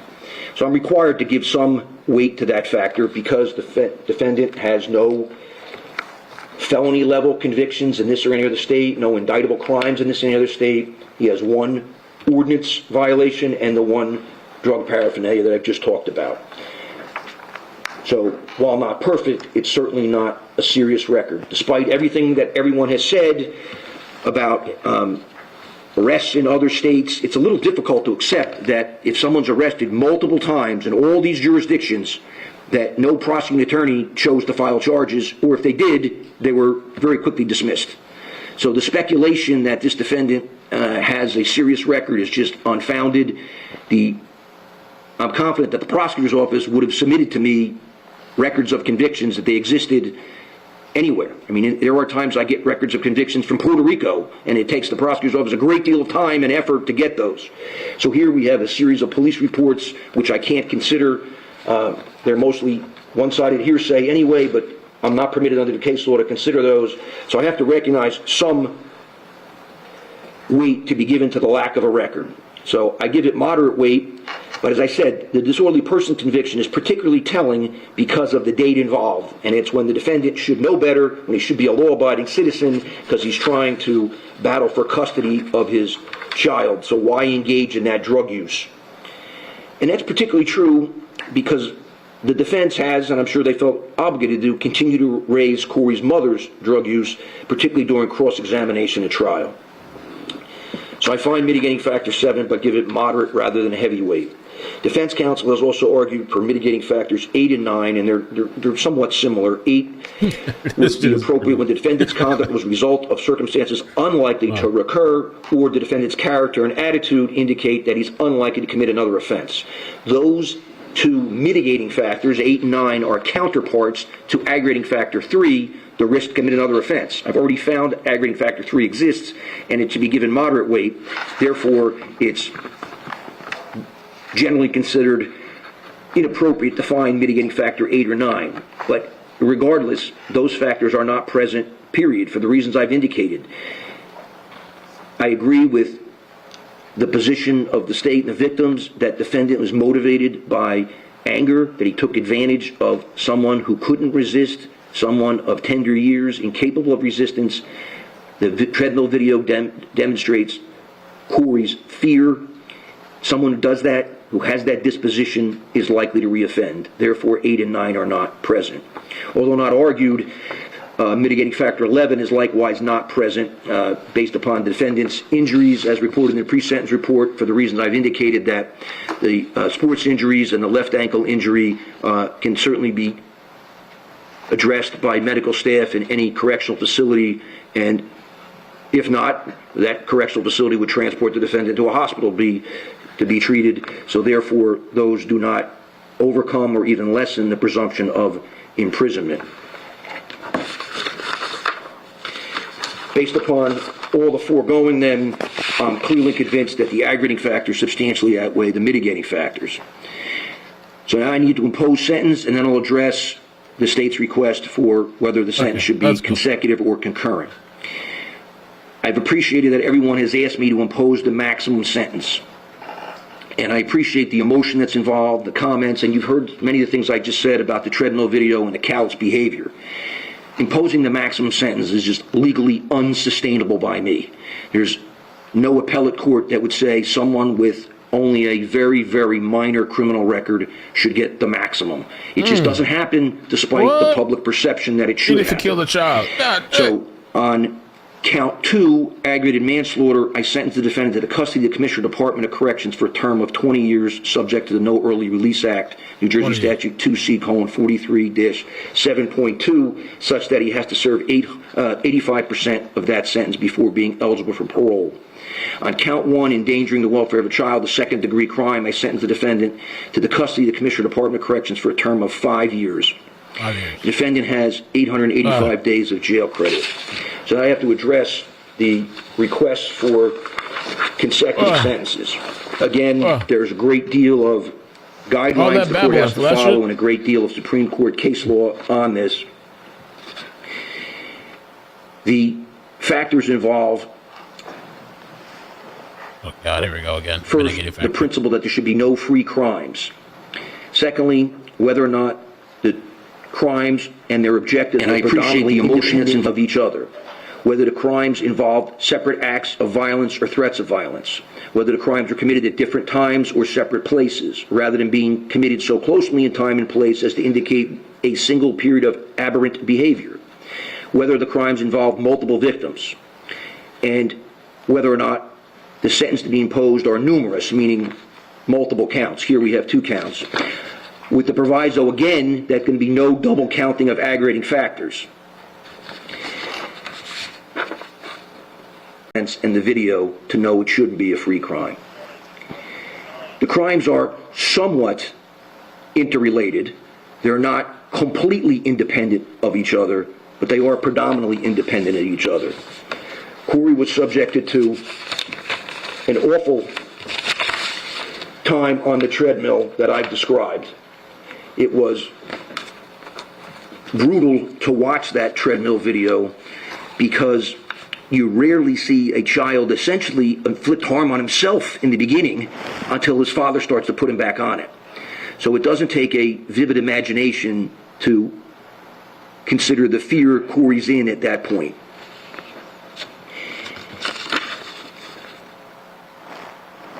The 2 incidents are approximately 12 or 13 days apart, although they both occur in Barnegat. They're at different times, and they are at separate places, although relatively close together, the gym at the complex and the defendant's apartment at the complex. But they're not so sufficiently close in time as to be a single episode of aberrant behavior. This is not someone that went and committed 4 car burglaries in a parking lot, one after another, which would be a single episode of aberrant behavior. They clearly involved separate acts of violence and or threats of violence and harm to Corey. The second act being the ultimate act, which was successful in ending his life. They don't involve multiple victims. So I conclude, for those reasons, that it would be to send a message to the public, to the defendant, and to those who abuse children, that you can get away with one offense if you get caught on the other. And that's simply inappropriate. for Or else you put deterrent your foot down on reasons something. in general or for specific deterrence in this case. And therefore, I conclude that count 1 and 2 should be consecutive. The law requires me to make a additional statement on the overall fairness of a consecutive sentence. This is a requirement imposed by our Supreme Court in State versus Torres 246. Man, he said consecutive. It just doesn't happen despite the public perception that it Let me see, what is this? So he gave him, no appellate court that would say someone with they gave him 20. imposing the maximum sentence is just legally. All right. Wow. Mama man. 6, New Jersey, at page 246, a 2021 case where our court held that the trial judges to make an explicit statement of fairness that explains the overall fairness of the consecutive sentence. Well, 25 years, yeah. So first, I've imposed sentence on the second-degree crime at the bottom of the second-degree range. Second-degree range is 5 years to 10 years. I conclude that if I were to go greater than the bottom of the second-degree range, I would be subject to an abuse of discretion as that being excessive. Secondly, the endangering sentence is not part of the No Early Release Act. It does not contain a court-imposed period of parole and eligibility. It's referred to as a flat sentence. Additionally, I conclude that the consecutive sentence is fair because of the reasons I just articulated about no free crimes. Defendant is 32 years of age. Absent some unusual medical event for a young person, he will eventually be released to his own liberty. He will eventually be a free man to walk around. Corey, of course, will not. So this is not the functional equivalent of a life sentence, despite the imposition of a consecutive sentence. It's also fair and just, given some of the testimony by Dr. Andrew, who testified in great detail about this, got down off the witness stand, went to the large screen TV and pointed out the bruising all over Corey's body, and testified about the injuries and bruising of different ages in different levels of healing, demonstrating the doctor's concern about ongoing abuse. We had pretrial hearings about this. The state I would die for child. Endangering My originally son is alleged blessing abuse to me. was He just got occurring married from at the December Biltmore of house in Asheville, NC. Congratulations. Yeah, baby. 2020 through That's March cute. Thank you. of 2021 up through the date of Corey's death. I concluded that, really to protect the defendant's right to a fair trial, I concluded that many of the other incidents were attributed to normal childhood activities. Going hiking and getting a branch that comes back from a shrub into the tree, playing sports. And because there was what I found to be insufficient medical documentation or medical testimony that those incidents were attributed to abuse, I did not allow them in. But Dr. Andrew, who did not testify in that pretrial hearing but testified later, was very compelling about those levels of injury and their different states of healing. Kids get bumps and bruises. Corey had more than bumps and bruises that you would see on a 6-year-old. So for all the foregoing reasons, I conclude the imposition of a consecutive sentence is overall fair under the circumstances of this case. The state's taken an additional position that I should impose the least restrictive or flat prison sentence first, such that it precedes the more restrictive prison sentence, meaning that the defendant should serve the endangering sentence before the aggravated manslaughter sentence. There's a very difficult legal analysis associated with that. I rely upon State versus Ellis. It's an appellate division case from 2002, 346 New Jersey Super 583. And a Supreme Court opinion in State versus Pierce, P-I-E-R-C-E, 220 New Jersey 205, an appellate Supreme Court decision from 2014. It is legally possible. In fact, what the Ellis case says is, while it's not illegal, it's difficult to justify. And it typically runs afoul of certain sentencing guidelines and it may interfere with the expertise of the parole board in determining when a defendant should be released on parole. And based upon both of those decisions, I conclude that I cannot impose the least restrictive sentence first without engaging in an abuse of discretion. So therefore, I direct that the No Early Release Act sentence on the aggravated manslaughter count run first, followed by the flat sentence on the endangering count, such that the aggregate sentence is 25 years and that the jail credit of 885 days comes off the aggregate sentence. Another condition of the No Early Release Act is that defendant shall serve a 5-year period of parole supervision upon release, that he shall provide a DNA sample and pay for the cost of same. There are 2 $50 victim of crime compensation assessments, 2 $75 safe neighborhood assessments, 1 $30 law enforcement training and equipment fee. The superintendent of the institution where defendant is incarcerated will draw sufficient monies in an amount not to exceed 1/3 of the inmate's total income as may be required to pay these assessments. The Office of the Victim of Crime Compensation Board submitted a request for restitution for funeral expenses. There's been testimony during the course of the case about whether or not defendant's parents paid for funeral expenses, whether or not the Ms. Mitchell's family paid for them through the VCCO office.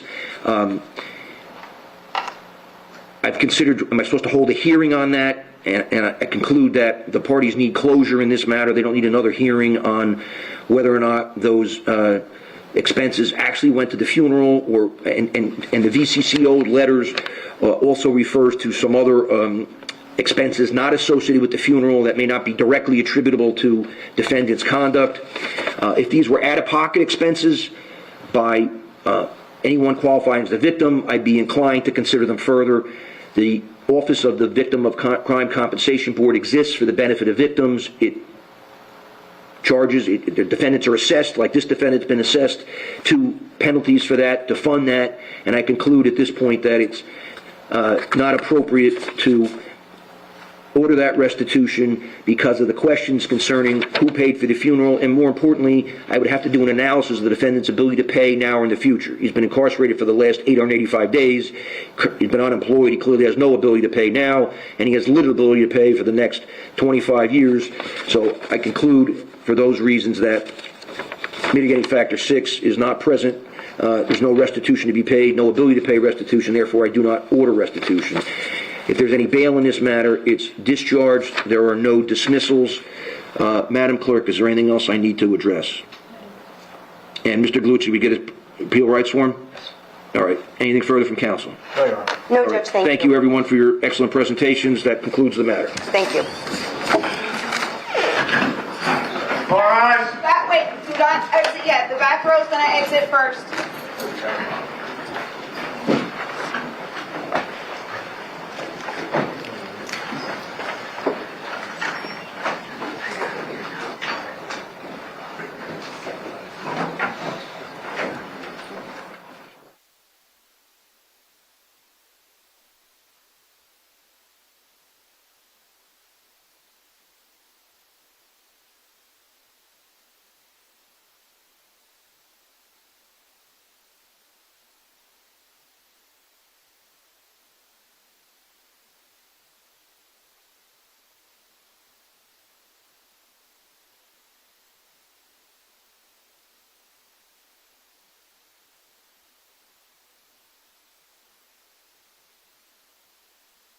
Oh. What's going on? That's it? Leaving?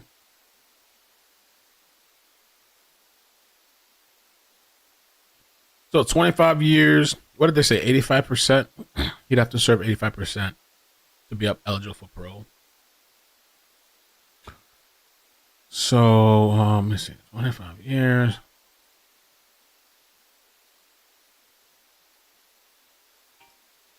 So he have to, like 21 years, something like that.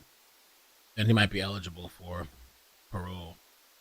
And so I guess the judge said it's not normal or feasible to give somebody the max sentence. What, considering his past crimes or something. He doesn't have much criminal history. So I guess you get plus points for only killing a child once. And so because of that, we have to look at those mitigating factors. We'll put you in for 20 years, half the time of the maximum, because you get plus reward points, cash back points for not killing 2 kids. You've killed only 1 child. And so we'll add that to your cash back rewards. It seems like, I guess. Pat on the back. Good job. You're bad, but you're not that bad. So we'll have to, give you that time. That was a whole lot of talking just to come to that conclusion. But I understand he has to explain why he's coming to where he's going to. But after a while, too, it's like, God damn, all right, just get to the point, bro. But I know I guess he's trying to cover himself or explain whatever. Teen murder plea deal sparks outrage. 4 teenagers in Las Vegas accused of fatally beating a 17-year-old Jonathan Lewis have accepted a plea deal that downgrades their charge from second-degree murder to voluntary manslaughter. This agreement, which will keep them from being tried as adults, has sparked significant controversy. Plus points. Teens will beat a 17-year-old.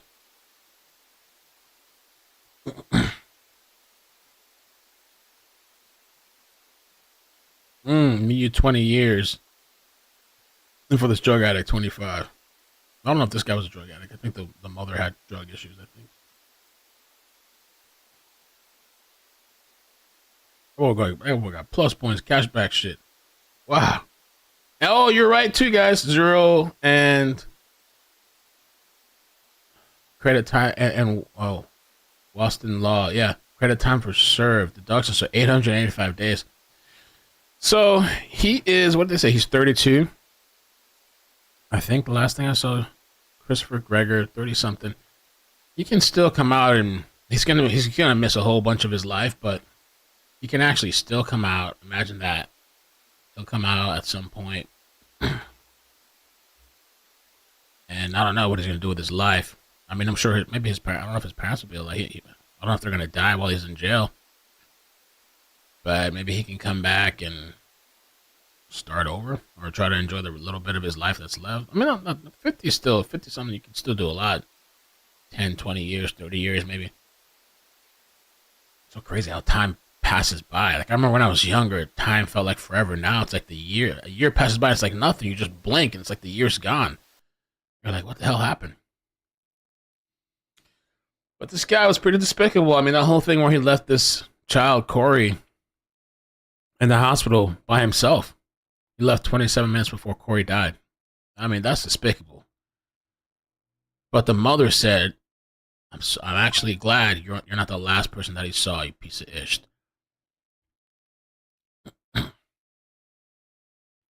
Body cam shows that he was shaking like a leaf. Let's see.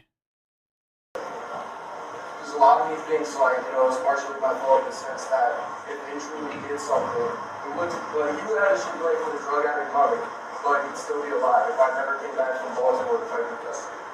And like, that's been going through my head this whole drive. It's just got me fucked up. They planted marijuana in my people before, and I got arrested for that in New Jersey. And I lost my teacher license. I don't. She's a special kind of dirtbag. I mean, think they're being no, 100% not. This is your car that you leased? Yes. From Maryland, you live in New Jersey? When I was in Maryland teaching, I got my master's degree from Johns Hopkins in special education and mathematics. Harry, right?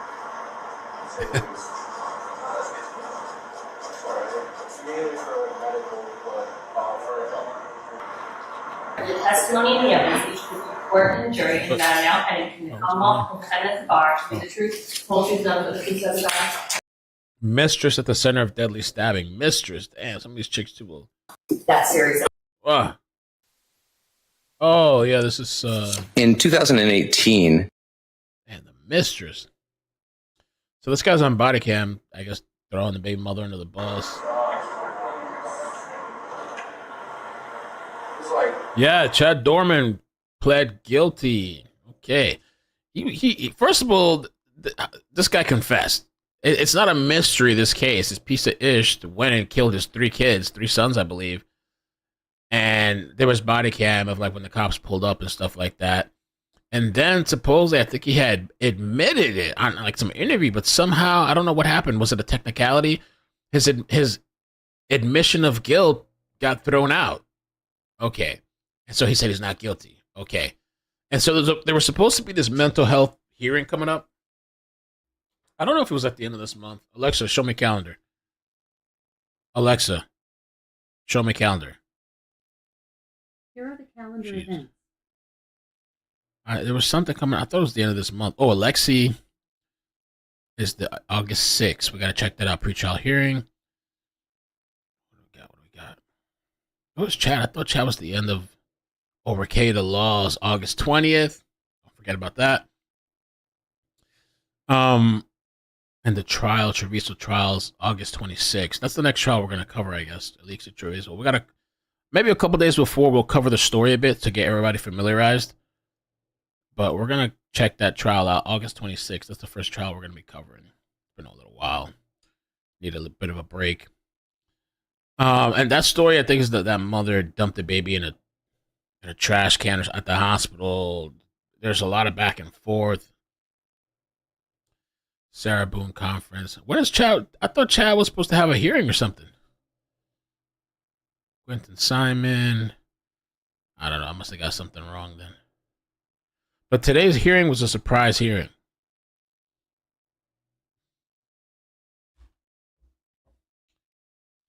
Yes, past Nola. So he pleaded guilty so he doesn't get the death penalty. Save his own skin. Little slimy snake. Little reptile. Didn't care about his kids, but he does care about his life. Kickoff in Sunderland, UK. This will be all around the UK this weekend. What kickoff? I heard it's gonna be like protests and people fighting and stuff. People upset. Arkansas or Texas? But I drove hard. Okay, Carl. I genuinely, my brother's in California. Part of me wanted to go visit him. Bless you. I left at 5:30 Friday afternoon. I drove straight without any sleep. I couldn't sleep. I'm gonna need you to say you were in Texas. If you were in Texas, where in Texas do you think you were? Arkansas. I know, I definitely was in Arkansas at that point. But that's way out of the way, right? I was driving on, what was that, 40 or something?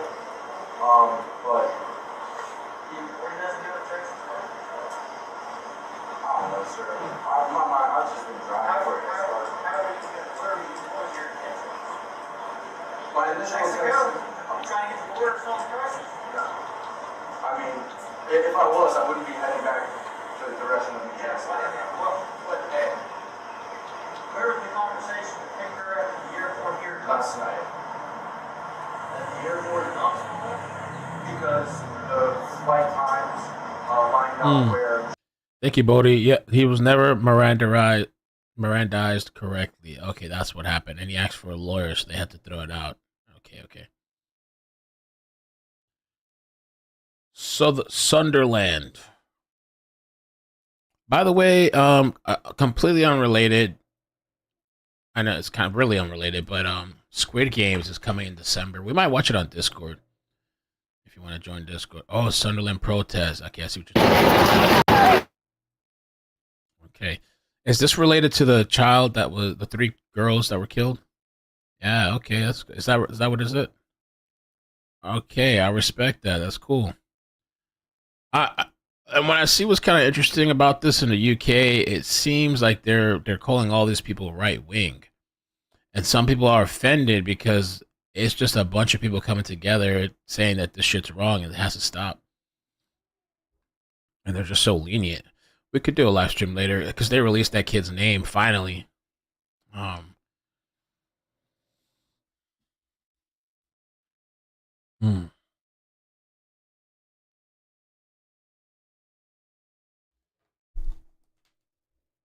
Crazy time. Oh, Joe Rogan this weekend. Yeah. Okay, so we got a couple of announcements. I think, was it Saturday? Joe Rogan is having like a comedy special on Netflix, but it's live. Live Netflix. We might do that. I might jump on Discord.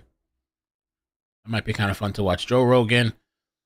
If you're easily offended, I don't know what to tell you. Don't come, I guess, but I'm sure it's probably going to be fun. He said he was working really, really hard on it. So I think that'll be entertaining this weekend. And let me see.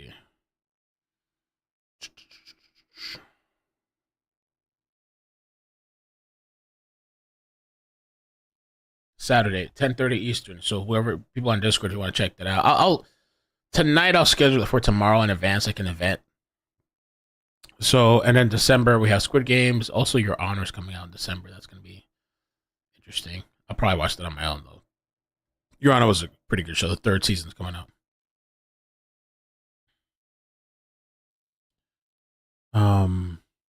What is it? Protesting. Okay. Oh, you know what? Somebody did tell me about this protest, I think, the other day. That's good. Sunderland protest.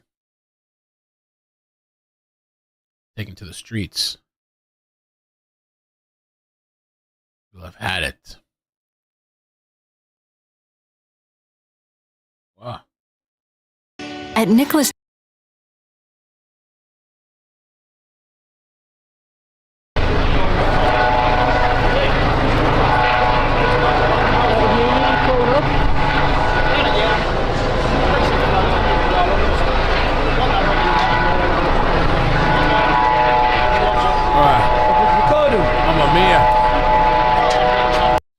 Make sure you guys are subbed to my other channels as well.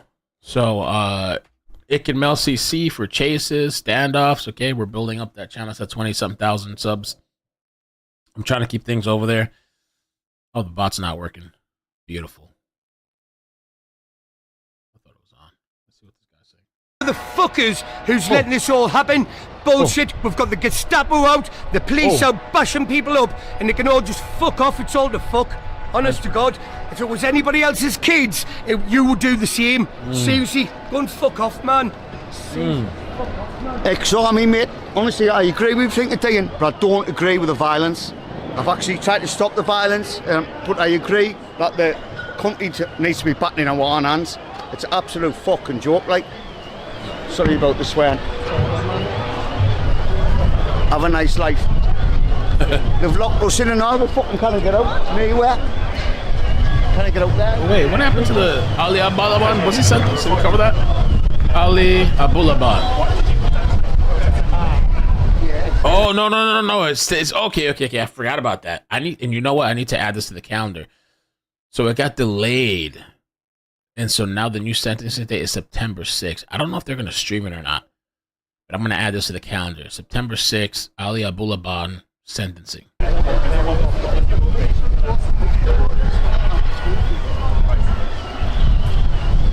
I have it, Pookie.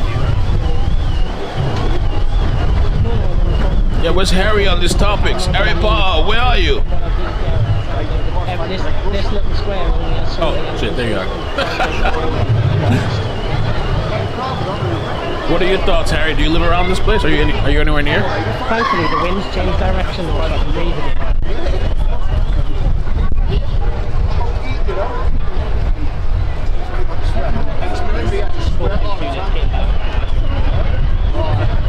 The verdict? Yeah. I mean, if I was a family, I'd be pissed. I wouldn't be happy with that. I mean, I don't know. It's better than 10. But I just feel like these child killers, I don't know. You know, the thing is that again, I didn't watch the trial, but I guess his defense was trying to argue. Okay, no, this was the jail calls. Hold on. Okay, here we go. The defense was trying to argue, this is related to Corey that was killed. Galsi, which I think is the defense's attorney, claimed the little boy died from natural causes, specifically a rapidly spreading infection, and previously asserted that he came down with pneumonia, but his allegations draw a stark contrast to the testimony of a forensic pathologist who spoke on the 5th day of the trial. According to Dr. Thomas Andrew, Corey died from blunt impact injury of the chest and abdomen with lacerations of the heart. Andrew testified that the manner of death was homicide. Another doctor was called Anat Fingold, was called as a witness on May 22nd after being hired by the prosecution to review medical records. They specialize in pediatric infectious diseases, said there was no evidence Corey had suffered from an infection before his death. But I thought the defense had some counterclaims or something. I mean, it feels like you can get a special witness for anybody, just counteract to say whatever. The prosecutor, it's not pneumonia. Okay, let's see. Gregor and Brianna shared custody of the 6-year-old before his death. 1 day earlier, the mother had taken Corey to his pediatrician in 2 different medical centers, believing Gregor was abusing him. None of the physicians found any infections or signs of pneumonia.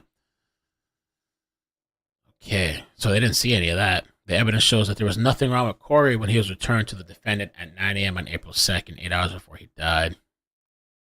So they're trying to say he came up with this, pneumonia shit.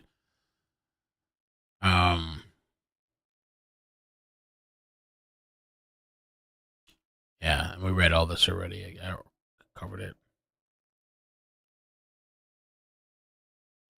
That's crazy. Oh, I didn't want to show the child pictures, but there is pictures of YouTube's kind of particular about that, but there is pictures online of looks like black and blue on his stomach and on his forehead. And there was some other picture, not in this article, there's another one that shows his eye was red, like it had blood in there or something. So I don't know. I really don't know what made the jury be like, we're not going to go for the murder charge. I don't know if the defense did a good job. Did they make a reasonable doubt? I don't know. And the other thing was there was a phone call, as they mentioned, where Gregor's defense abandoned questioning Carol, which I think is the mother. Gregor's mother was not receptive to his coaching, and the father also got on the phone to tell him to back off before they hung up. Because they probably knew that the phone calls were being recorded. I don't know why this guy called his parents while he's locked up. I think this was during the trial. Or was it before? Defense lawyer Mario urged Judge Guy Ryan not to throw out Gregor's parents' testimony during the trial. She made every attempt to stop him from talking, but he persisted. She hung up on her son because he continued to persist. And this was the whole thing where the judge is like, well, maybe this is kind of like a thing of he felt guilty or something or whatever, trying to coach mama. The judge ruled that the call would be admissible to show conscience of guilt on Gregor's part and examine whether it influenced their testimony. During her testimony, Carol broke down and she described the phone call she received from Gregor at the hospital. Her grandson had died. Chris is hysterical, she said, adding that he was ferociously screaming. What did she do to him? Still blaming mama. Damn, bro. She had problems, probably not the best mother, but she didn't kill and abuse this kid. What did she do about the little boy's mother, Brianna? Gregor's mother then choked back tears as she described the exact moment Gregor told her Corey passed. So, crazy story, man. A lot of this shit's happening everywhere. Well, this is for the other channel.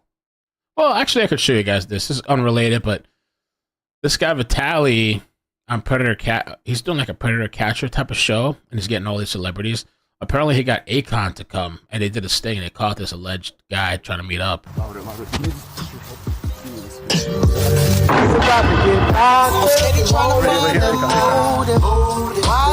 I don't know if there's copyright, but it might be. That's a classic song. The song is good.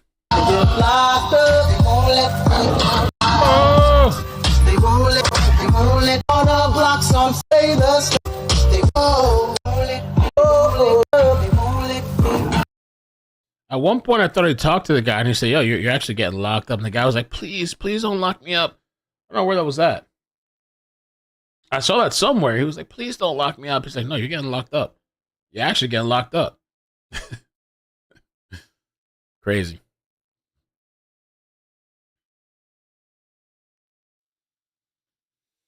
All right. Well, I guess I'm going to get off for now. I'll keep you guys posted. Make sure you're subscribed to the other channels because things are going to be picking up. I am going to make a clips channel soon too. Maybe, I don't know, next week or the week after or something. I'm going to make a clips channel. The clips channel is just going to be only short videos, 3, 4, 5 minutes long, short videos, just rapid fire breaking news topics, just quick stuff. That's coming too. So there, Ick and Mel main channel. Make sure you subscribe to the Chase channel. I ran into this lady at Publix the other day. She was like, Ick and Mel, I watch your videos. I love your chases. Like, do you know about the Chase channel? She was like, no. I was like, oh, you got to subscribe to the Chase channel. And then there's a political channel where we're just talking about, controversial or trending political topics, because that's what's going on right now in the world. It's getting crazy. It's getting lit. All right. And I'm probably right now I want to go buy another plant. Just one more plant to hang from the top. I'm working on this gardening thing area. I got to put the lights in. There's these 2 lights I want to install.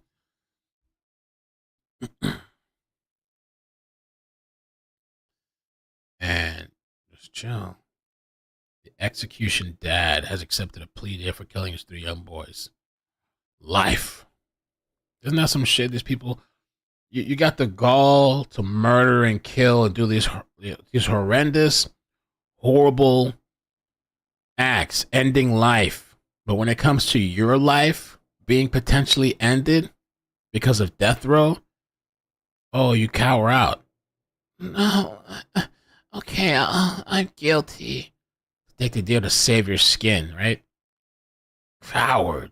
Slithering snake, yo. I don't give a fuck what this guy was going through. I don't care, yo. I don't. Now, all of a sudden, because he was saying he had, I guess he said he had he wanted to get a mental evaluation, whatever. I guess somehow you got your sanity now. What's your mental crazy shit? When it came to the death penalty, all of a sudden you have some brain chemical clarity to be like, you know what? Maybe I don't want to die. Yeah. Sicily's I'm going to have 23 channels by 2025. I think with the 4 channels, I'm going to be good. It's going to be a lot of work, I think.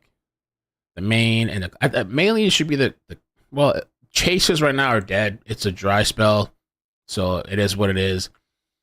But mainly, I think it's going to be Ick and Mel and the Clips channel, which is going to be super easy, short videos. It's people that don't have time to watch live, long streams and stuff like that. Short, trending clips. I think the politics for now until election time is going to be crazy too. There's just a lot of news happening there, so I think that will probably be decent as we go. And I don't know. We'll see. I think it'll work out. Zuckerberg. He looked fine in court today, right? Oh.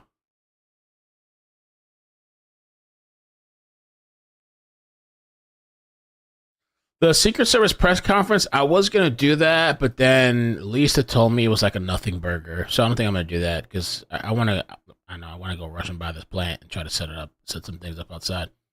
So she said it was kind of a nothing burger.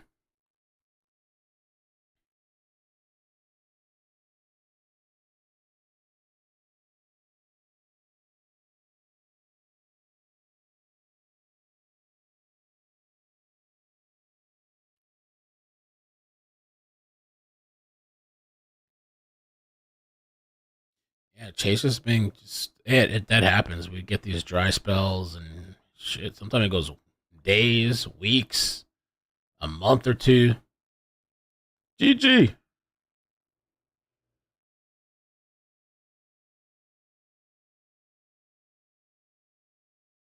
Oh yeah, Christine. My friend was telling me there was a missing person case. I think it was a boy.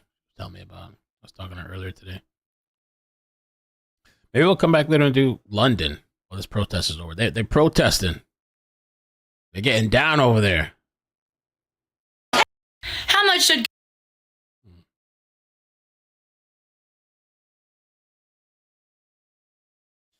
The Casamigos night, Mel? Right now it's cloudy. It rained earlier today. It rained yesterday, but also we've had beautiful sunny weather. So, but right now it's cloudy. I don't know what's going on. I was thinking about these plants I have hanging too. Like, I don't know if when we get a storm, if I have to take down the plants. Because it gets blown off somehow. The ones that are hanging. Uh-oh. Kamala Harris abuse allegations. Kamala Harris allegedly berated staff and used F-bombs and left them in fear. Really? Maybe we'll have to talk about that later. Or tomorrow, I don't know. It's gonna get messy. It's gonna get messy. Election time. All right, guys. I love you. I'll catch you later. We'll see what tonight brings. Tomorrow night, Discord, 10:30 p.m. Eastern. If you want to have a laugh with Joe Rogan, have some fun. Netflix. All right, and I thought there was a fight that was supposed to be happening tomorrow. I don't know. Anyway, take care. Peace. Bye. That's a drink, right? Casamigos? Casamigos is tequila, ain't it? Hold on a second. Casamigos. Casamigos. Yeah. Oh, I tried that one time. I think we tried that. I think I tried that before. I think I might have an empty bottle here. That I like the bottle so much, I kept the empty bottle. The guy at the store recommended it, I think. Casamigos. Oh, yes. I like it. Casamigos. Damn, this small bottle is $33. $3.75. Casamigos. Amigos. Muchachos. Sí, muchachos. Yeah, it's a little small, little pint-looking bottle, $33. Yes, if you want the best of the best, you gotta get Casamigos. Muchachos. Oh, so what you got tonight? What are you guys doing tonight? Are you chilling? Are you watching anything? Is there any fights or shows? Or are you just chilling, having a drink? You guys got a storm? Casamigos. There's this really nice mix. And do you do the... What's that thing called? Orange liqueur? Do you do the liqueur too? Do you do the tequila, the liqueur, and like a margarita mix? The orange liqueur has alcohol in it too, though, so it makes it strong. You gotta be careful with that. Liqueur.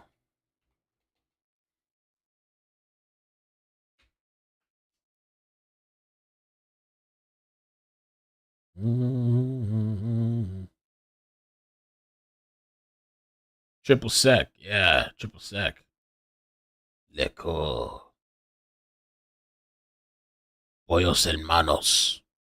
Better call Sal. Pollos hermanos. They should really make a restaurant like that. Pollos hermanos.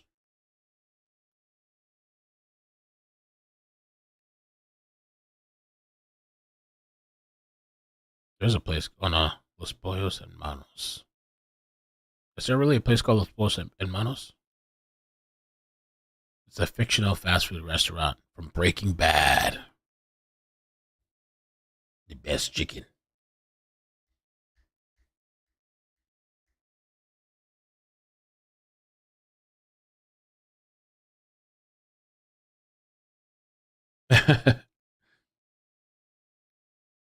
Chilling, maybe a few beers.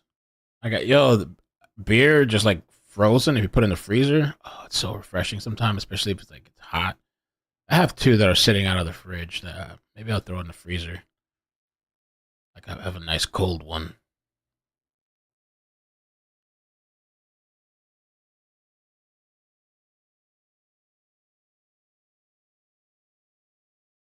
That's good. That's good, Christina. All right, guys. I'm out of here. Peace. Be safe. Maybe we'll be back later.